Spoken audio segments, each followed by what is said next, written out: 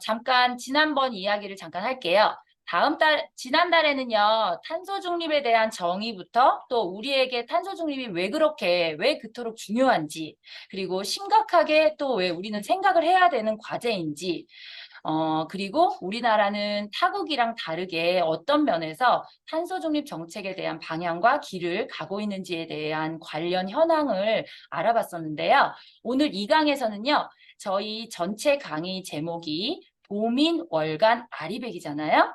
그래서 경기도민인데도 아직 경기도 아리백 그게 뭐야? 이렇게 잘 모르시는 분들이 저희 주변에 있었어요. 그리고 나는 에너지협동조합 이런 거 가입한 조합원도 아니에요. 그리고 뭐 경기도 아리백 이런 거 기업 아리백 아니에요? 기업이나 포함되는 거 아니에요? 이렇게 이야기하시는 분들이 좀 왕왕 계시더라고요. 제 주변에는.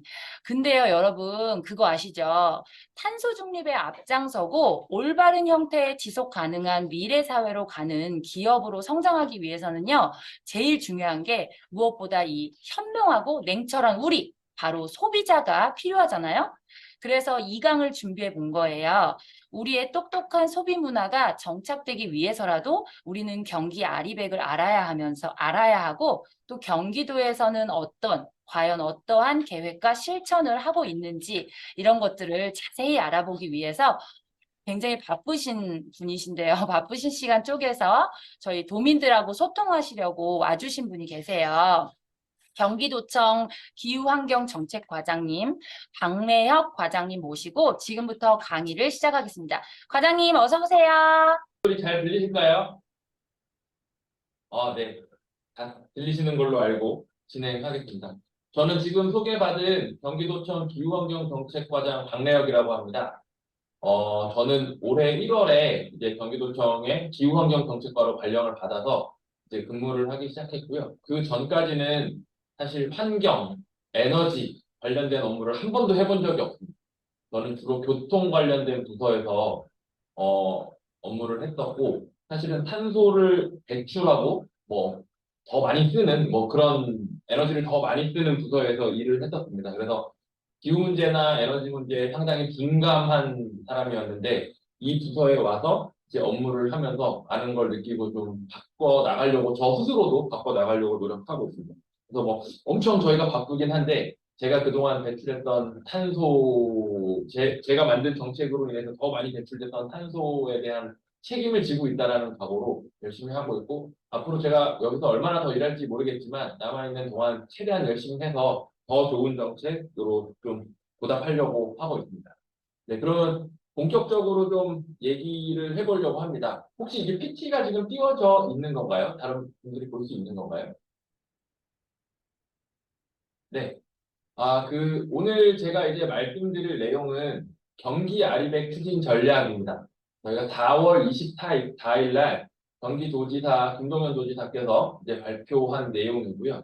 이 경기 아리백 추진 전략을 발표한 건 사실은 탄소 중립 기본 계획, 경기도의 탄소 중립 기본 계획의 한 부분을 발표했다라고 보시면 될 것 같습니다. 이미 뭐 탄소 중립 기본 계획에 대해서 어떻게 알고 계신지는 모르겠는데, 탄소 중립 기본 계획이라는 거는 전체 우리의 삶을 다 바꾸는 거라고 보시면 될 것 같습니다. 도시나 건축 분야도 바꿔야 되고, 수송 분야도 바꿔야 되고, 뭐 폐기물, 쓰레기 분야도 바꿔야 되고, 산림 분야도 바꿔야 되고, 뭐 농축수산부 분야도 바꿔야 되고, 여러 가지 분야에서의 정책적인 것들을 다 모아서 탄소 중립 기본 계획이 되는데, 그 중에 가장 핵심이 에너지 전환입니다. 에너지를 신재생 에너지로 전환을 해서 탄소 배출량을 줄여나가는 게 이제 탄소 중립 기본 계획의 가장 큰 핵심이라고 볼 수 있을 것 같습니다. 그래서 경기도는 탄소 중립 기본 계획이라는 큰 정책을 수립하기 이전에 먼저 에너지 정책을 좀 확고하게 만들어 놓고 그걸 기반으로 해서 탄소 중립 기본 계획을 수립하겠다라는 취지로 경기 아리백 추진 전략을 수립하게 됐습니다. 저희가 이 정책을 발표할 때가 4월 24일인데요. 이때 무슨 이슈가 있었냐면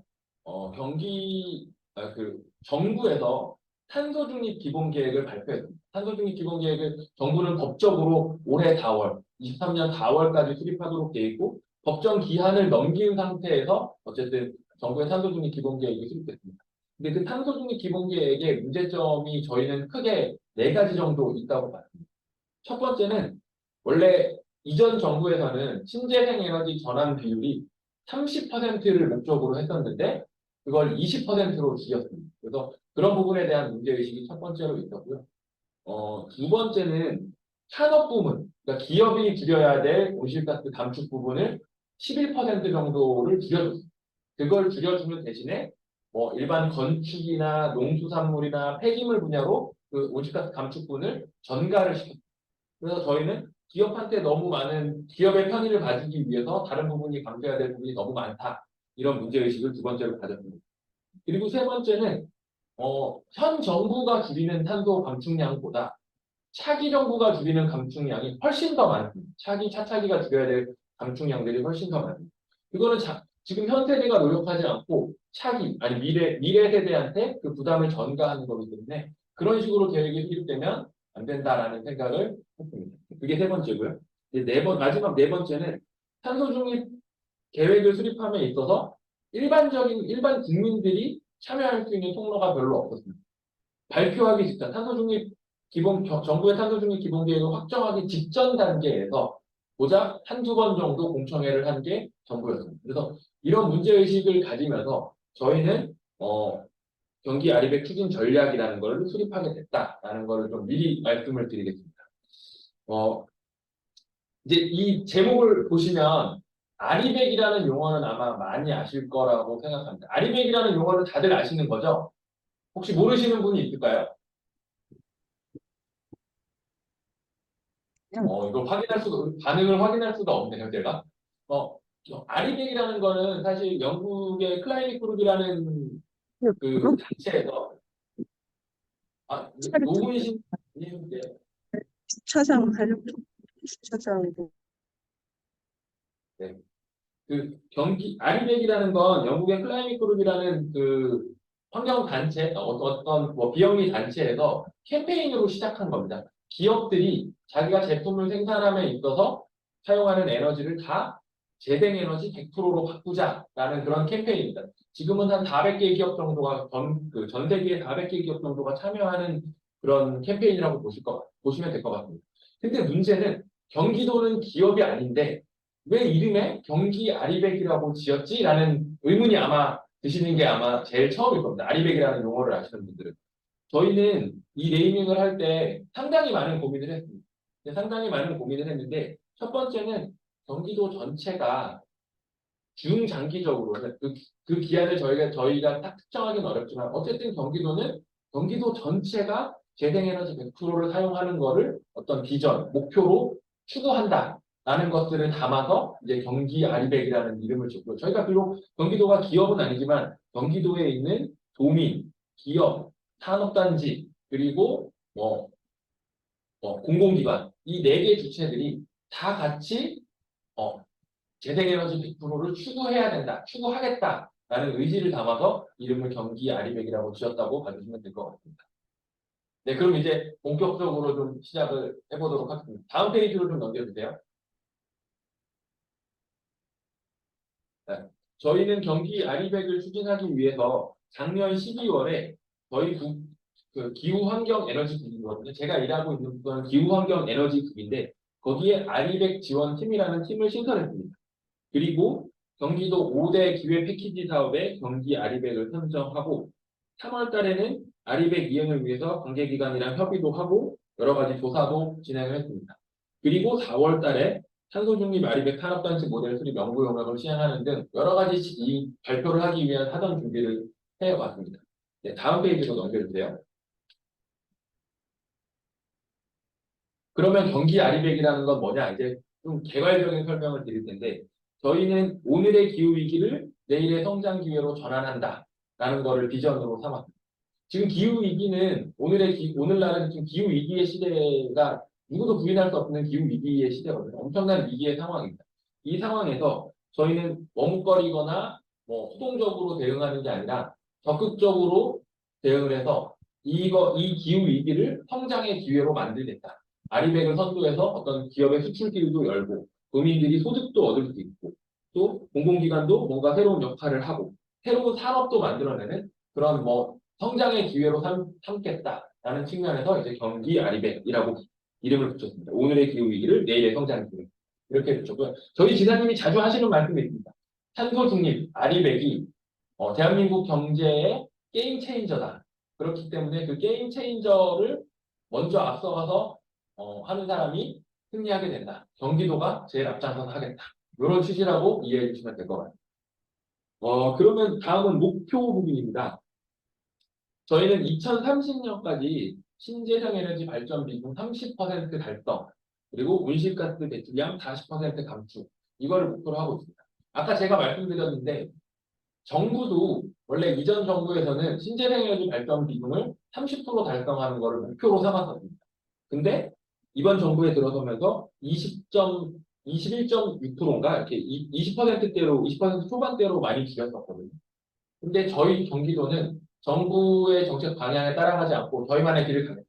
예를 들면 30%를 그대로 유지해서 달성하겠다라는 의지를 표현을 한 거고요. 그리고 온실가스 배출량도 2030년까지 2018년 대비 40% 정도를 줄여나가겠다. 이 목표를 명확하게 이제 밝힌 거라고 보시면 될 것 같습니다. 그리고 이거를 발전 설비의 규모로 보면 저희가 지금 추구하려고 목표로 하고 있는 발전 규모는 9기가와트 규모입니다. 9기가와트면 원전으로 쳤을 때 원전 한 기를 1.5기가와트 정도로 요즘 대형 원전을 1.5기가와트 정도로 보면 한 6기 규모의 원전을 새로 짓는 것과 맞먹는 재생에너지를 보급하겠다. 신재생 에너지를 보급하겠다. 이렇게 보시면 될 것 같습니다. 그리고 지금 현재는 4월 달에 발표한 이후에 지금 현재는 이 9기가와트의 신재생 에너지를 달성하기 위한 여러 가지 과제들을 추진하고 있는 중입니다. 그 추진 과제들은 4대 분야의 13개 과제 이렇게 나눠져서 저희가 추진을 하는데요. 먼저 그 4대 분야를 보시면 이름을 재밌게 지었습니다. 저희는 공공 아리백, 기업 아리백, 도민 아리백, 산업 아리백 이렇게 지었습니다. 아까 말씀드렸던 것처럼 공공기관도 재생에너지 100% 해야 되고 기업도 재생에너지 100%를 해야 되고 그리고 우리 도민들도 재생에너지 100%를 해야 되고 또 그리고 그 산업들도 각 개별 산업 분야들도 다 아리백을 추구해야 된다라는 의지라고 보시면 될 거고요. 공공기관은 공공기관이 선도하겠다, 경기도가 제일 앞장서서 하겠다라는 취지로 보시면 되고 기업은 아리백을 통해서 수출 장벽을 넘어서게 하겠다. 도민들은 아리백을 통해서 기회소득을 만들어 드리겠다. 그리고 산업은 산업과 에너지를 융합하는 미래의 어떤 신성장 모델을 저희가 만들어 보겠다라는 취지라고 보시면 됩니다. 이 공공 아리백에는 공공기관 아리백, 공유부지 아리백 이렇게 2개 과제가 들어가 있고요. 기업 아리백에는 아리백 특구, 산업단지 아리백, 중소기업 에너지 효율화, 아리백 기금 이렇게 4가지 과제가 들어가 있습니다. 그리고 도민 아리백에는 아리백 마을, 농촌 아리백, 그다음에 아리백 포인트 이렇게 3가지 추진 과제가 들어갑니다. 마지막으로 산업 아리백에는 아리백 클러스터, 아리백 스테이션, 아리백 플랫폼, 아리백 테크 이렇게 4가지 과제가 들어갑니다. 그러면 지금부터는 분야별로 과제별로 하나하나씩 저희 경기도의 정책을 소개해 드리도록 하겠습니다. 다음 페이지 부탁드리겠습니다. 먼저 경기도가 선도하는 공공 아리백입니다. 먼저 첫 번째 과제는 공공 아리백 중에도 공공기관 아리백입니다. 경기도에는 28개의 공공기관이 있거든요. 예를 들면 여러분들이 아실지 모르겠지만 경기환경에너지진흥원도 저희의 공공기관이고 경기교통공사, 경기도시주택공사 이런 공공기관들이 경기도에는 총 28개의 기관입니다. 이 28개의 기관은 사실은 어떻게 보면 숫자가 크지 않거든요. 28개라는 건. 근데 이 28개의 기관은 엄청나게 큰 뭐랄까요? 사업도 가지고 있고 부지도 여러 가지 부지를 많이 가지고 땅도 많이 가지고 있는 기관들도 있고 물론 없는 기관들도 있고 근데 이제 저희는 이 공공기관들이 그렇게 자기가 가지고 있는 사업의 옥상, 주차장 그리고 자기가 가지고 있는 유휴 부지들을 활용해서 신재생 에너지원을 확충하도록 하는 게 주 목적이라고 보시면 될 것 같아요. 그래서 지금 저희는 5월 달부터 이 회의를 진행을 하고 있고 공공기관들이 여러 가지 방안을 모색을 하고 있습니다. 뭐 예를 들면 벽면 태양광, 뭐 BRPV 같은 것들을 고민을 하고 있는 공공기관들도 있고요. 그 자기 기관이 가지고 있는 부지가 별로 없어서 시군들이랑 시군이랑 시군이 소유하고 있는 부지를 공동으로 활용하는 방안들도 고민하고 있고, 그리고 자기의 옥상이나 지상 주차장에 태양광을 설치하는 것들도 고민을 하고 있습니다. 그래서 저희 28개 공공기관과 경기도는 그 신재생 에너지를 최대한 확충할 거고, 가급적이면 임기 내에, 김동연 도지사 임기 내에 공공기관들이 아리백을 달성할 수 있도록 하기 위한 계획을 수립하고 있는 중이고, 내년도부터 그 계획을 구체적으로 실현해서 추진해 나갈 계획입니다. 그리고 이게 그 에너지라는 게, 아리백이라는 게 사실은 에너지 사용량 분의 신재생 에너지 발전량이라고 보시면 될 것 같아요. 에너지 사용량이 분모고 재생에너지 발전량이 이제 분자인 건데, 그러려면 재생에너지를 많이 만드는 것도 중요하지만 다른 한편으로는 에너지를 조금만 쓰는 것도 상당히 중요합니다. 그래서 공공기관들은 뭐 창호를 교체한다던가 냉난방 효율을 높인다던가 이런 여러 가지 정책들을 만들도록 하고 있고, 그린 리모델링 사업을 통해서 공공기관들의 에너지 효율을 높이는 작업들을 해 나갈 겁니다. 그러면 이렇게 저희가 공공기관들한테 신재생 에너지도 확충하고 그린 리모델링을 통해서 에너지 효율화도 시켜 나가자 서로 합의를 했는데, 이걸 어떻게 강제할 수 있는 건 아니잖아요. 그래서 경기도가 가지고 있는 수단을 쓰기로 했습니다. 그 수단이 뭐냐면 경영평가입니다. 모든 공공기관의 사장님이라고 표현해야 되나요? 기관장들은 경기도가 하는 경영평가를 받도록 돼 있고, 이 경영평가에 의해서 연봉이나 성과급 같은 것들이 결정이 되게 됩니다. 그래서 경기도는 앞으로 경영평가를 할 때 공공기관장들이 신재생 에너지 확충에 얼마큼 노력했냐, 그리고 에너지 절약을 위해서 얼마큼 노력했느냐를 평가에 반영해서 이제 연봉에 반영시키려고 하고 있고요. 그리고 기관 평가에도, 기관은 이제 전체 직원들에 대한 평가이기도 하거든요. 그 평가에도 마찬가지로 신재생 에너지 확충이나 에너지 효율화에 대한 기준을 넣어서 평가를 하려고 하고 있습니다. 그래서 그 작업을 지금 공공기관들과 저희 기후환경에너지국, 그리고 이 평가를 하는 평가 부서랑 같이 논의를 하면서 진행을 하고 있는 중이라고 말씀을 드리면 될 것 같습니다. 그래서 첫 번째, 공공기관 아리백은 이렇게 설명을 드리면 될 것 같고요. 두 번째는 공유부지 아리백입니다. 공유부지 아리백은 경기도에 보면 엄청 남는 땅이 많이 있고, 물론 그게 남는 땅, 뭐 이렇게 아무 쓸모없는 땅이다 이런 뜻이 아니고, 재생에너지를 확충하는데 충분히 도움이 될 만한 땅인데 활용되고 있지 못한 땅들이 많이 있고, 그리고 경기도에는 오늘 많이 참석해 주셨지만 에너지 협동조합이 많이 있기 때문에, 시군별로 다 거점별로 다 있기 때문에 에너지 협동조합이랑 이 유휴부지를 활용해서 주민들이 참여하는 태양광 발전 사업 모델을 더 확산하려고 노력하고 있습니다. 그러기 위해서 저희가 제일 첫 번째로 지금 노력을 하고 있는 건 뭐냐면 태양광 이격거리 규제를 개선하는 겁니다. 지금 11개, 12개인지 11개인지 제가 정확하게 기억은 안 나는데 숫자는 11개 정도의 시군이 이격거리 규제를 가지고 있습니다. 근데 그 이격거리 규제를 좀 해소하는 거를 시군들이랑 협의를 지속하고 있고요.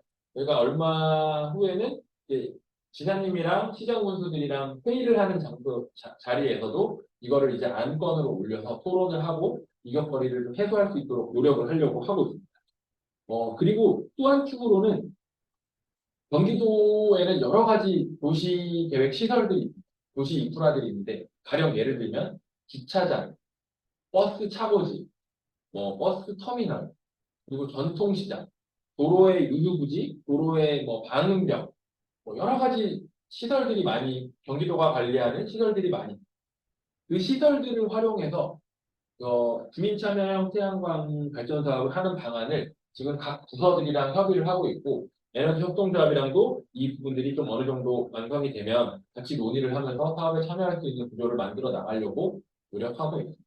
그래서 공공기관 아리백, 공유부지 아리백, 이 두 가지 과제는 그런 방식으로 또 그런 방향으로 추진되고 있다는 점을 말씀드립니다. 네. 그럼 다음 페이지. 네, 그리고 이제 수출 장벽을 넘어서는 기업 아리백입니다. 말씀드렸던 것처럼 아리백은 기업들한테, 글로벌 기업들한테 상당히 큰 무역 장벽입니다. 왜냐하면 지금 벌써 일례로 예를 들면 그 아이폰을 생산하는 그 애플이라는 회사는 국내에 있는 기업들한테 벌써 그 아리백을 언제까지 달성하겠다라는 그런 계획을 제출하라고 요구하고 있고요.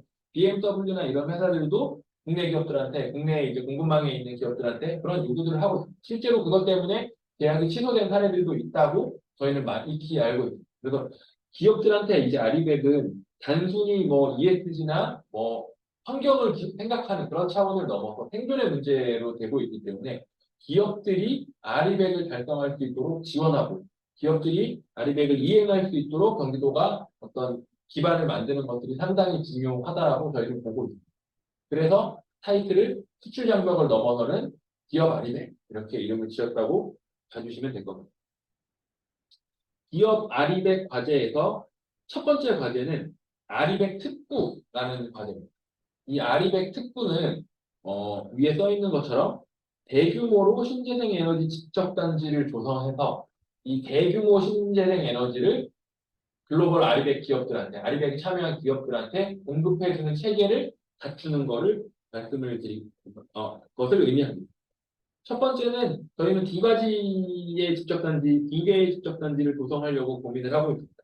첫 번째는 서해안 벨트, 그 다음에 두 번째는 북부평화경제벨트입니다. 시흥, 안산, 화성, 평택 이렇게 서해안에 있는 네 개 지자체에 뭐 유유부지라든지 아니면 조력발전, 영농형 태양광, 뭐 재생에너지는 아니지만 수소까지 포함해서 여러 가지 이제 대규모로 집적화된 재생에너지 단지, 신재생에너지 단지를 만든 다음에 그거를 공급하려고 하고요. 죄송합니다. 북부 지역에는 김포, 파주, 연천에 수소도시랑 영농형 태양광 중심의 어떤 신재생에너지 집적단지를 만들려고 조성하려고 계획을 하고 있습니다.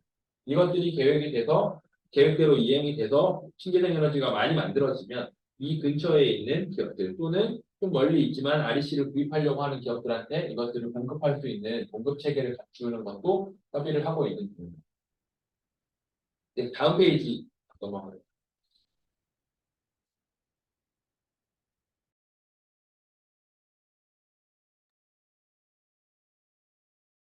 근데 혹시 산업단지 아리백은 저희가 뉴스에도 많이 나왔는데 혹시 들어보신 분 있으실까요? 정상수님 들어보셨네요. 혹시 이거 음소거 해제를 할 수 있을까요? 네, 음소거했어요. 네, 정상수님 산업단지 아리백에 대해서 어떤 기사를 보셨고 어떤 내용으로 알고 계세요? 일단 얼마 전에 산업단지 알리백에 저희 경기 안 들려? 지금 목소리가 저만 안 들리나요? 다른 분들도 왜 그러지? 아니, 저 이걸로 했는데 소리 좀 켜볼게요. 제 말씀 들리나요? 들리죠? 들리시나요? 잘 들려요? 작게 들려요? 이 오디오 연결이 원활하지가 않으니까 일단은 제가 조금 더 진행을 하다가 이제 다시 연결이 되면 다시 한번 시도를 해보도록 하겠습니다. 그 산업단지 아리백은 간단합니다. 산업단지 지붕에다가 태양광 패널을 올리는 거라고 보시면 될 것 같아요. 근데 왜 산업단지는 이렇게 저희가 딱 한 꼭지를 따로 뽑아서 뭐 예를 들면 다른 공장도 많이 다른 건물들도 많이 있는데 굳이 산업단지를 왜 이렇게 뽑았을까요? 첫 번째는 산업단지는 공장들만 있기 때문에 주민들의 태양광에 대해서 주민들이 좀 반대하는 경우들이 사실은 많이 있습니다. 주민 수용성 문제가 있는데 산업단지는 그 주변에 주민들이 거주하고 계시는 분들이 많지 않기 때문에 그런 리스크가 상당히 덜한 측면이 있습니다. 첫 번째는 그거고요. 두 번째는 산업단지에 가보시면 공장들이 엄청 크잖아요. 지붕도 엄청 넓습니다. 한 번에 직접화된 태양광을 설치할 수 있다는 측면에서 상당히 큰 도움이 됩니다. 그래서 산업단지는 그런 측면에서 경기도의 큰 자원이라고 볼 수 있고, 경기도에는 193개의 산업단지가 있습니다. 산업단지에 있는 공장이 193개가 아니고 산업단지가 193개가 있습니다. 그 193개의 면적이 어마어마하고요. 저희가 산업단지의 면적의 30% 정도만 활용해서 태양광을 설치한다고 해도 7.6기가와트 규모의 태양광을 설치할 수 있습니다. 어마어마한 규모이기 때문에 산업단지는 성공시키면 이 산업단지 아리백이 성공되면 어마어마한 잠재력을 가지고 있다. 이렇게 봐주시면 될 것 같아요. 그래서 경기도는 투트랙으로 이제 전략을 수립을 했습니다. 첫 번째는 앞으로 경기도에서 지어지는 모든 산업단지는 아리백을 달성하도록. 물론 실제로 아리백까지는 못 갈 수는 있겠지만 재생에너지에 대한 공급 계획을 최대한 수립하도록 하고 그거를 이행하는 거를 모니터링 하려고 하고 있습니다. 그럼 그거를 어떻게 신규 산업단지 사업자들한테 개발 사업자들한테 강제할 수 있느냐? 경기도한테는 그런 권한이 있기 때문에 가능합니다.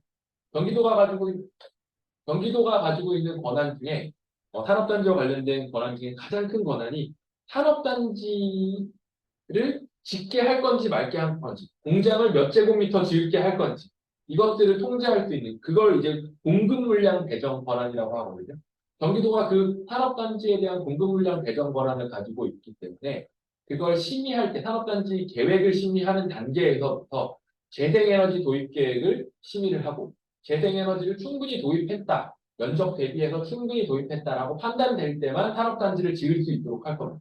그래서 앞으로 신규 산업단지에는 재생에너지 도입 계획이 반영되도록 할 거다라는 것들을 첫 번째 트랙의 전략으로 봐주시면 될 것 같아요. 물론 여기서는 신규 산업단지 아리백이라고 해서 신규 산업단지는 재생에너지 100%를 다 달성하느냐라고 하면 아직까지 현실적으로 기술이 그 정도까지는 안 되기 때문에 그렇지 못할 수는 있다는 점을 좀 양해의 말씀을 드립니다. 그리고 두 번째 저희 전략으로는 기존 산업단지를 재생에너지의 거점으로 만드는 게 저희의 전략입니다. 기존 산업단지는 아까 말씀드렸던 것처럼 193개의 산업단지가 있는데 그 산업단지에 태양광을 설치하려고 합니다. 근데 그 공장의 산업단지에 입주해 있는 공장 주인분들이 그 많은 비용을 들여서 태양광을 설치하는 것도 쉽지 않고 그리고 경기도가 또는 시군이 예산을 지원해서 태양광을 설치하기도 쉽지 않습니다. 왜냐하면 저희도 예산이라는 게 한계가 있기 때문에 그만큼을 투자할 재원이 없는 상태죠. 그래서 저희는 민간 투자자들한테 투자를 받아서 대규모로 태양광을 설치를 하고 거기서 거기서 태양광을 설치해서 생산되는 REC를 글로벌 기업, 아리백 기업들한테 제공해주는 그런 협약을 체결을 하고 사업을 추진을 하고 있습니다. 이미 저희가 5월 달에 한 50개 정도 되는 산단을 4개 권역으로 나눠서 8개 투자사를 유치를 했고요. 그 8개 투자사가 투자하는 금액이 한 4조 정도가 4조 원 정도의 투자 금액을 유치를 해서 한 2.8기가와트 규모의 태양광을 설치할 걸로 계획을 세우고 있습니다. 지금 현재는 그 업무 협약을 체결해 놓고 이제 개별적으로 공장에 그 산업단지별로 어떻게 홍보를 해서 어떻게 설치해 나갈 건지에 대한 구체적인 계획을 수립하는 단계라고 봐주시면 될 것 같고요. 문제는 저희는 193개 산단이 있다고 말씀드렸는데 왜 50개밖에 안 했을까요? 이번 업무 협약을 맺은 거는 왜 50개밖에 안 될까요? 혹시 아시는 분 있을까요? 손을 한번 들어봐 주시면.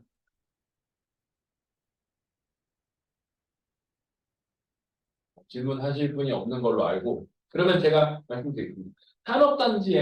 산업단지별로 입주할 수 있는 업종이 정해져 있습니다. 예를 들면 여기는 제조업, 여기는 통신업, 서비스업 이런 식으로 산업단지별로 업종이 정해져 있는데 발전사업, 재생에너지 사업도 발전사업에 속합니다. 근데 대부분의 산업단지들이 아직 상업용 태양광이 설치되어 있지 않기 때문에 발전업을 할 수 있도록 허가가 안 나 있는 상태. 그러니까 193개 산단 중에 50개 산단만 발전업을 하도록 허가가 나 있는 거고 나머지 산단은 허가가 안 나 있는 상태이기 때문에 발전 사업을 할 수가 없는 상태입니다. 그래서 경기도는 일단 할 수 있는 50개 산단을 먼저 진행을 하고 나머지 산단들은 이 발전업을 추가해서 이게 발전업을 추가하는 데는 여러 가지 절차들이 필요하거든요. 환경영향 평가도 다시 받아야 되고 인허가 절차도 다시 받아야 돼서 그 행정 절차들을 다시 거친 후에 이제 재생에너지를 설치하는 걸로 계획을 세우고 있습니다.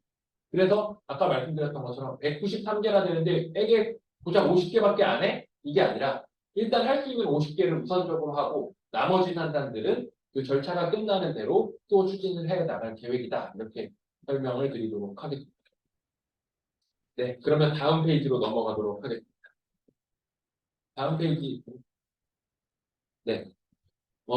아까도 말씀드렸지만 아리백이라는 거는 에너지 사용량분의 재생에너지 보급량 이라고 보시면 발전량이라고 보시면 될 것 같습니다. 그럼 분모를 줄이면 에너지 사용량을 줄이면 자연히 아리백 달성도도 높아집니다. 그래서 저희는 뭐 물론 이거는 신재생 에너지를 확충하는 건 아니지만 주로 에너지를 많이 쓰는 중소기업들이 에너지를 효율화해야 된다라고 생각하고 있습니다. 경기도에는 많은 중소기업들이 있고 특히 제조업이 경기도에 많이 몰려 있기 때문에 에너지를 상당히 많이 쓰는 편이거든요. 그리고 아까 말씀드린 것처럼 이 중소기업들은 상당히 그 경영 여건이 열악하기 때문에 에너지를 효율화하는 것까지 생각하기에는 상당히 어려운 상태. 지금 당장 하루하루의 경영이 문제인 거지. 중장기적인 비전에서 뭐 에너지를 어떻게 효율화해서 환경에 기여하고 또 뭐 이렇게 하겠다. 이런 계획을 수립하기가 상당히 중소기업들한테는 어려운 상황입니다. 그래서 저희는 첫 번째는 고효율 에너지 기자재를 설치하고 보증하고 융자해주는 사업을 하려고 하고 있습니다. 이게 뭐냐면 저희가 에너지 진단 컨설팅이라는 사업을 경기도에서 조그맣게 하고 있거든요. 이거를 좀 많이 확대해서 1000TOE 미만의 그러니까 그 에너지 진단 컨설팅이 의무가 아닌 아주 영세한 기업들을 대상으로 해서 에너지 진단 컨설팅을 경기도가 무료로 해줄 겁니다. 그래서 그 컨설팅 내용에는 어떤 장비를 어떻게 바꾸면 에너지 효율이 이만큼 늘어나서 전기요금이 이만큼 절감될 것 같아요. 라는 보고서를 만들어주는 확인을 하고 직접 현장에 나가서 체크를 한 다음에 그런 솔루션을 제공해주는 게 에너지 진단 컨설팅인데 그거를 내년도부터는 확 대폭 늘리려고 하거든요. 그렇게 대폭 늘리고 에너지 진단 컨설팅이 끝난 기업들을 대상으로 해서 예를 들면 고효율 기자재, 에너지 장비를 바꾼다든지 공정을 개선한다든지 여러 가지 에너지 효율을 높이기 위한 조치를 하면 그거에 들어가는 비용을 아주 낮은 금리로 대출을 해주려고 하는 거라고 보시면 될 것 같아요. 저희가 경기신용보증재단이랑 이런 부분들을 협의해서 에너지 진단 컨설팅을 받고 개선을 하려는 업체들한테 거기에 들어가는 비용을 대출, 융자, 보증해주는 사업이라고 보시면 될 것 같아요. 첫 번째 사업이 그거고요. 두 번째 사업은 어쨌든 대출을 하는 것도 엄청나게 큰 비용이 드는 거거든요. 예를 들어 한 5억을 대출한다고 치면 저희가 이자율을 아무리 낮게 잡아도 사실은 뭐 2, 3% 정도는 될 거고 그 이자를 하기도 어려운 기업들이 아주 열악한 기업들. 근데 아주 열악한 기업이 있지만 에너지 효율화는 또 필요하고 전기요금을 절감해서 경영 상태도 개선될 수 있기 때문에 저희가 아예 보조금을 지원하는 방안들도 고민을 하고 있습니다. 그래서 보증융자 사업과 보조 사업을 같이 진행해 나갈 거고요. 그리고 에스코 사업이라고 해서 혹시 에스코 사업 아시는 분 있을까요? 다들 모르시나요? 에스코 사업이라는 거는 에스코 기업이 먼저 중소기업들한테 먼저 투자를 해서 에너지 효율화를 시켜줍니다. 뭐 장비를 사준다든지 전구를 다 LED로 갈아준다든지 공정을 개선한다든지 뭐 그런 여러 가지 조치들을 통해서 전기요금을 절감할 수 있게 에스코 기업이 중소기업한테 조치를 해줍니다. 그렇게 조치를 해주면 중소기업은 에너지 비용이 전기요금 같은 것들이 많이 줄어들잖아요. 그거를 전기요금 절감분 중에 일부를 에스코 기업한테 돌려줍니다. 서로 상생을 하는 거죠. 에스코 기업 입장에서는 사업을 해서 절감된 전기요금으로 수익을 올리는 거고 중소기업 입장에서는 자기 돈을 하나도 안 들이고 에스코 기업의 투자를 받아서 공정을 개선하고 에너지를 효율화시킨 다음에 전기요금을 조금 떼이고 하는 형식인 거죠. 그래서 그런 방식으로 에스코 사업을 하게 되는데 그 에스커 사업을 경기도에 좀 적극적으로 도입을 해서 중소기업이랑 에스코 기업들이 협업할 수 있는 모델을 만드는 방안을 추진하고 있습니다. 네. 제가 목이 아프네요. 한 40분을 계속 혼자 얘기했더니 목이 아픕니다. 근데 이제 조금 더 진행을 한 다음에 쉬도록 하겠습니다.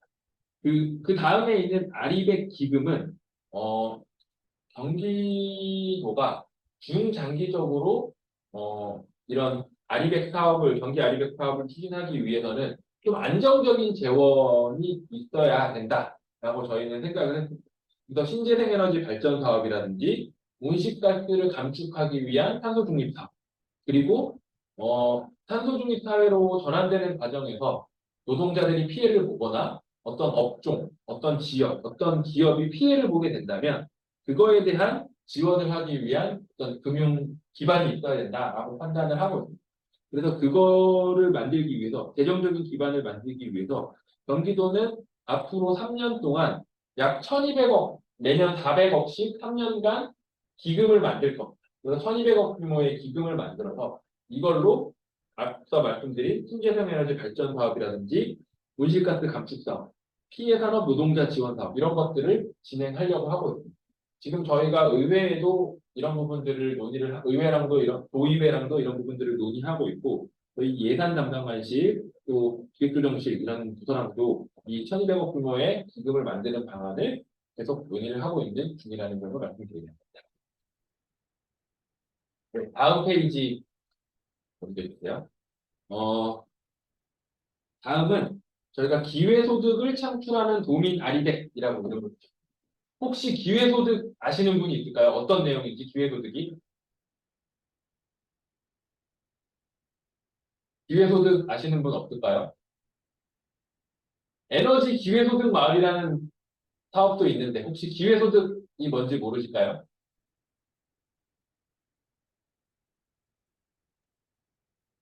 네, 들리나요? 정상수님 마이크 되시나요? 네. 네. 제 얘기가 들리나요? 네, 잘 들립니다. 네, 경기 에너지 협동조합의 정상숙이고요. 지금 물려갔고요. 기회소득마을이 사실 여주에서 처음 시작한 걸 말씀하시는 거죠? 아니요. 기회소득 주민들한테 마을은 이제 에너지 있냐고, 태양광을 설치 기회소득이라는 게 뭐예요? 주민들이 일정 모임을 갖고 그 모임에서 조합을 구성해서 주민들이 출자를 통해서 태양광 발전소를 설치하고 거기에 당연히 시군 보조금이 들어가서 거기서 나오는 발전 사업 수익을 통해서 그 주민들의 소득을 더 늘리는 걸로 제가 알고 있거든요. 네, 맞습니다. 네, 그게 이제 에너지 기회소득 마을이라는 마을이고, 그 사업이고요. 제가 말씀드린 건 기회소득이라는 용어인데, 저 기회소득이라는 용어는 저희 경기도의 민선 8기의 어떤 시그니처 사업이라고 보시면 될 것 같아요. 근데 되게 개념이 애매하잖아요. 그 개념 정의는 이렇습니다. 도민들이 어떤 사회적 가치를 창출을 하는데 시장에서는 인정받지 못하는 그 가치가, 도민들이 창출한 가치가 인정을 받지 못하는, 시장에서 가치로 인정이 받지 못한다는 건 가격이 책정되지 못한다는 거고, 가격이 책정되지 않는다는 거는 보상을 못 받는다는 거죠. 그러니까 생각해보면 되게 억울한 거. 저희는 분명히 사회적 가치를 창출하는데 보상을 못 받으니 그 보상을 기회소득이라는 이름으로 해드리겠다라는 게 이제 저희 경기도 민선 8기의 소득 대체 개념, 어떤 시그니처 사업이라고 보시면 될 것 같습니다. 이걸 기회소득이라고 하는데, 저희는 아리백 사업을 통해서, 제 신재생 에너지 사업을 통해서 도민들한테 기회소득을 제공하겠다. 이런 이제 모토를 보여드리는 겁니다. 그럼 아까 정상수님께서 말씀하셨던 것처럼 에너지 기회소득 마을은 상당히 간단하게 이해가 될 겁니다. 기회소득이라는 개념을 이해하고 나면 상당히 간단하게 이해가 되는데, 부지를 임대해 주거나 이제 에너지 협동조합이 같이 발전을 해서 신재생 에너지를 생산을 하는데, 물론 이 신재생 에너지를 생산해서 발전 수익이라든지 뭐 REC 판매 수익 같은 것들은 발생을 하겠죠. 근데 그거 외에도 탄소를 줄이고 뭐 여러 가지 공동체를 구성하고 형성하고 하면서 생기는 여러 가지 이로운 어떤 사회적 가치가 있는데, 그거는 그 보상받는 비용에 포함되어 있지 않을 거예요.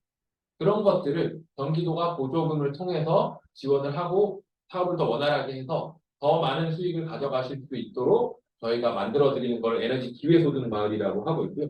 그런 유사한 사업으로 에너지 자립 마을, 또 전력 자립 10만 가구, 아파트의 미니 태양광 보급 사업들을 하고 있습니다. 그거를 그리고 더 많이 확대할 계획을 가지고 있습니다. 근데 문제는 아까도 말씀드렸듯이 지금 정부는 그 재생에너지 사업에 크게 이렇게 비중을 많이 두고 있지 않기 때문에 지금 아직도 지금 국회가 통과된 건 아니지만 내년도에 이런 태양광 보급 사업들이 상당히 많이 예산이 줄어들 걸로 보고 있습니다. 이거는 국가랑 경기도랑 31개 시군이 예산을 같이 분담을 해서 사업을 추진하는데 국가가 분담하는 예산이 상당히 줄어들 걸로 예상되기 때문에 내년도에 잘못하면 사업이 위축될 수 있다라는 우려를 저희는 가지고 있고요. 오늘도 그런 부분들을 어떻게 해소할 건지, 뭐 예산을 더 늘려서라도 어떻게 하면 해결할 수 있는지, 경기도가 그 정도를 감당할 수 있는 건지 이런 것들을 논의를 많이 했습니다. 그래서 저희는 최대한 적극적으로 추진을 할 거고 국민들한테 많은 혜택을 드리기 위해서 노력을 하려고 하고는 있습니다. 그래서 그런 부분들을 좀 나중에 양해해 주시고 이해해 주시면 좋겠다 이런 생각입니다. 그리고 두 번째는 농촌 아리백입니다. 농촌 아리백은 영농형 태양광을 농촌 아리백이라고 부른다고 보시면 될 것 같습니다.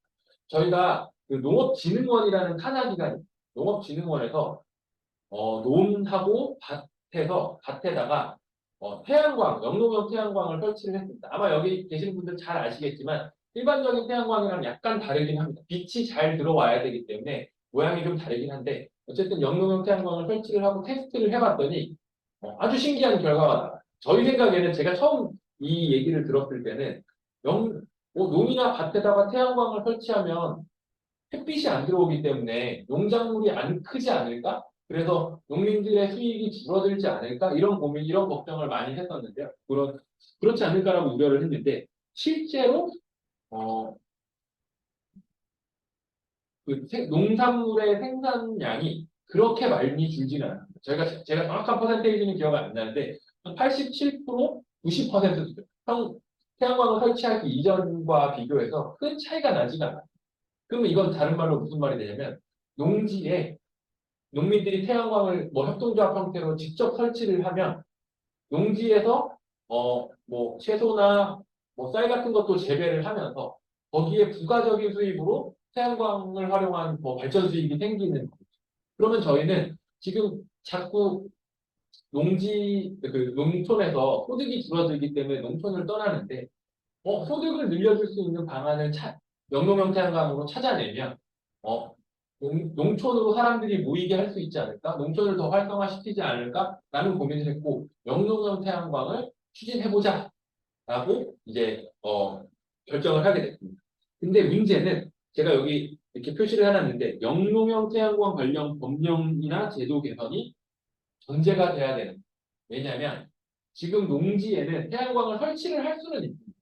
농지를 타 용도로 일시 사용을 할 수는 있는데 그 기간을 법으로 정하기를 8년간만 농지를 타 용도로 사용할 수 있도록 해놨습니다. 그건 무슨 말이냐면 보통 태양광을 한번 설치하면 이제 내부 연한이 20년 이상 되는 거고 20년 동안 발전을 해야 투자금을 회수할 수 있는데 태양광을 8년밖에 설치 못하면 투자금을 회수를 할 수 없는 상황이 돼버립니다.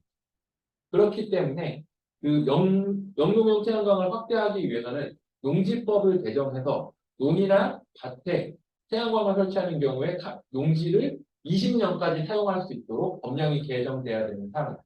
저희 경기도는 지속적으로 국회에 농지법을 개정해달라는 건의를 하고 있고 실제 법안이 발의가 돼서 지금 계류가 되어 있는 상태입니다.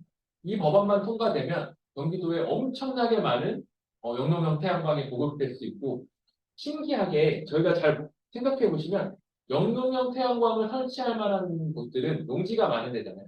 그럼 이천, 양평 이런 데들이 상당히 유력한 후보지들이 근데 보시면 이천에는 SK 하이닉스 같은 건물들이 그 큰 공장들이 있고 에너지를 많이 사용하는 시설들이랑 영농형 태양광은 붙어 있어요. 왜냐하면 부지가 넓기 때문에 그런 대규모의 에너지를 소비하는 공장들이 들어가 있는 거고 영농형 논밭이 많기 때문에 영동형 태양광이 잘 되는.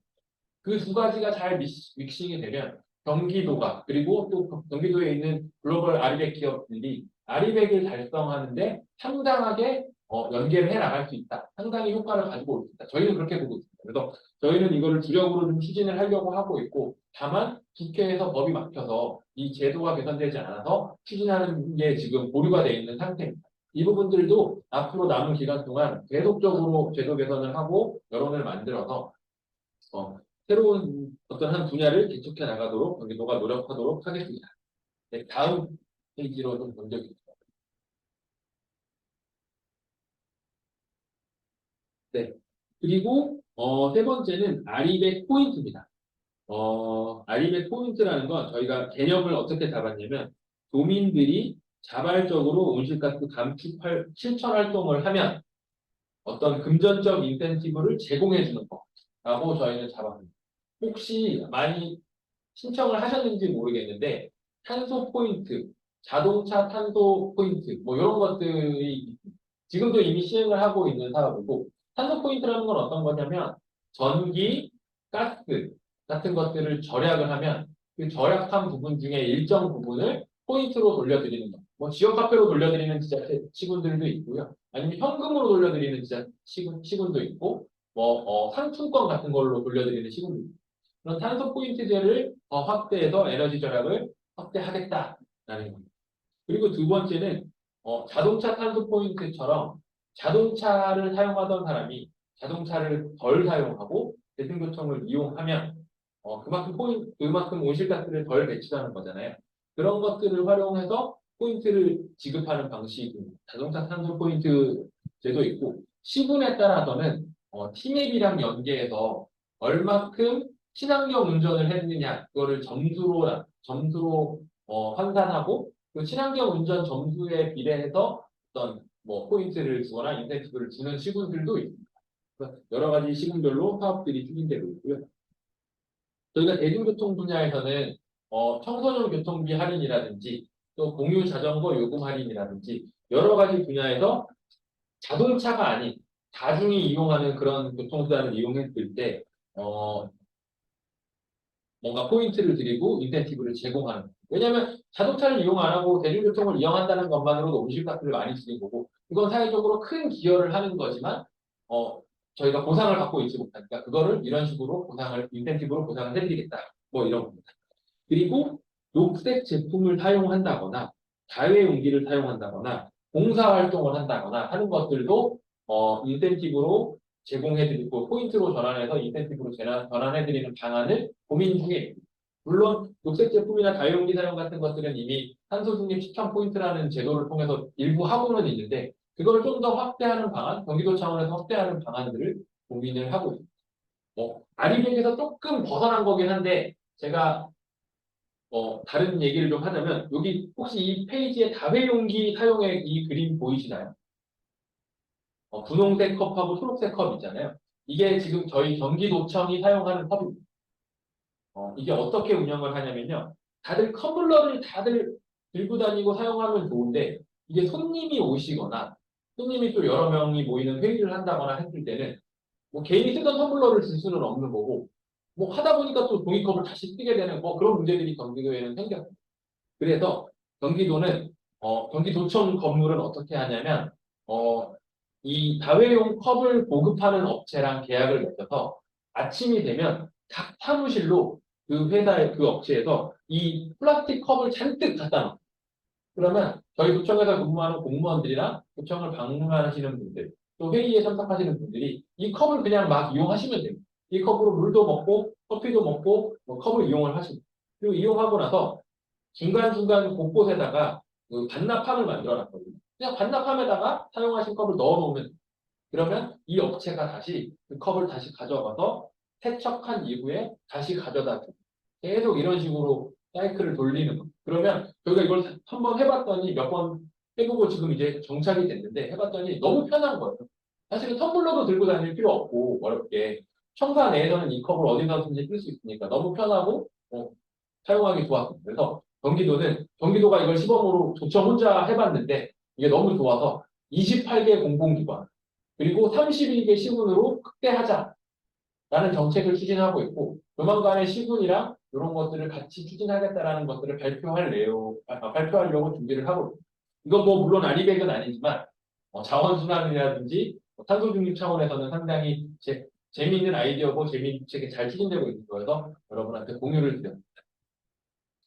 네, 그러면 다음 페이지로 넘어갑니다. 네. 다음 페이지는 산업과 신재생 에너지를 융합하는 모델, 산업 아리백. 물론 여기서는 약간의 뭐 논란은 있을 수 있습니다. 뭐 다들 아시겠지만 아리백이라는 건 통상적으로 재생 에너지, 뭐 태양광, 풍력, 도력, 수력, 또 수소도 포함되기는 합니다. 그린 수소. 뭐 이런 것들은 재생에너지로 볼 수는 있는데 지금 이 수소를 아직까지는 재생에너지라고 국내에서는 크게 많이 보지는 않으시거든요. 그래서 지금부터 나오는 내용들은 약간 수소에 관련된 내용들입니다. 그래서 약간 아리백이라는 이름과 어울리지 않는다라고 말씀하시는 분들도 많이 있습니다. 근데 저희는 경기도는 그렇게 생각합니다. 아리백이라는 건 경기도의 신재생 에너지, 재생 에너지가 물론 주고 수소는 어떤 부수적인 차원이겠지만 그런 신재생 에너지에 대한 정책 비전을 표현하는 단어인 거고 수소도 저희는 관과해서는 안 된다고 보고 있습니다. 미래의 에너지로서 수소도 뭐 태양광이나 수력, 풍력으로만 다 할 수는 없기 때문에 수소, 뭐 그린 수소, 청정 수소가 나온다면 그 수소를 가지고 뭔가 좀 더 많은 일들을 할 수 있기 때문에 이 부분도 잘 저희가 관리를 하고 정책적으로 육성을 해야 된다고 봐서 이제 산업 아리백이라는 파트로 포함을 시키게 됐습니다. 그 산업 아리백에서 첫 번째 이제 과제는 아리백 클러스터입니다. 아리백 클러스터는 경기도가 가지고 있는 유휴 공유지 아니면 또 시군이 가지고 있는 유휴 공유지나 아니면 분양되지 않은 산업단지 그러니까 한마디로 땅이 놀고 있는 그게 민간이 가지고 있는 땅이든 공공이 가지고 있는 땅이든 놀고 있는 부지를 활용해서 신재생 에너지 그러니까 태양광이나 수소를 거기서 발전을 하고 그 발전된 전기 그 생산된 전기를 데이터 센터에 공급하는 체계를 갖추는 겁니다. 그리고 수소 연료전지 발전 같은 걸 하다 보면 상당히 많은 열과 온실가스가 탄소가 나오기 때문에 그 열과 CO2를 이산화탄소를 스마트팜에다가 공급해줘서 일종의 포집하는 그런 형태 이산화탄소를 다시 줄여주는 나왔던 이산화탄소를 다시 줄여주는 모델을 만들어 나가겠다라는 개념이라고 보시면 될 것 같아요. 근데 왜 이게 갑자기 튀어나왔냐? 갑자기 데이터 센터는 뭐고 스마트팜은 뭐냐? 이제 이렇게 보실 텐데요.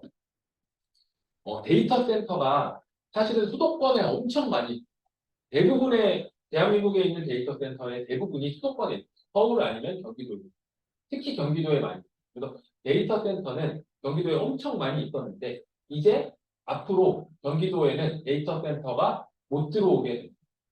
왜냐하면 데이터 센터는 전기를 어마어마하게 소비하기 때문에 수도권은 전기는 생산하지 않으면서 소비만 하잖아요.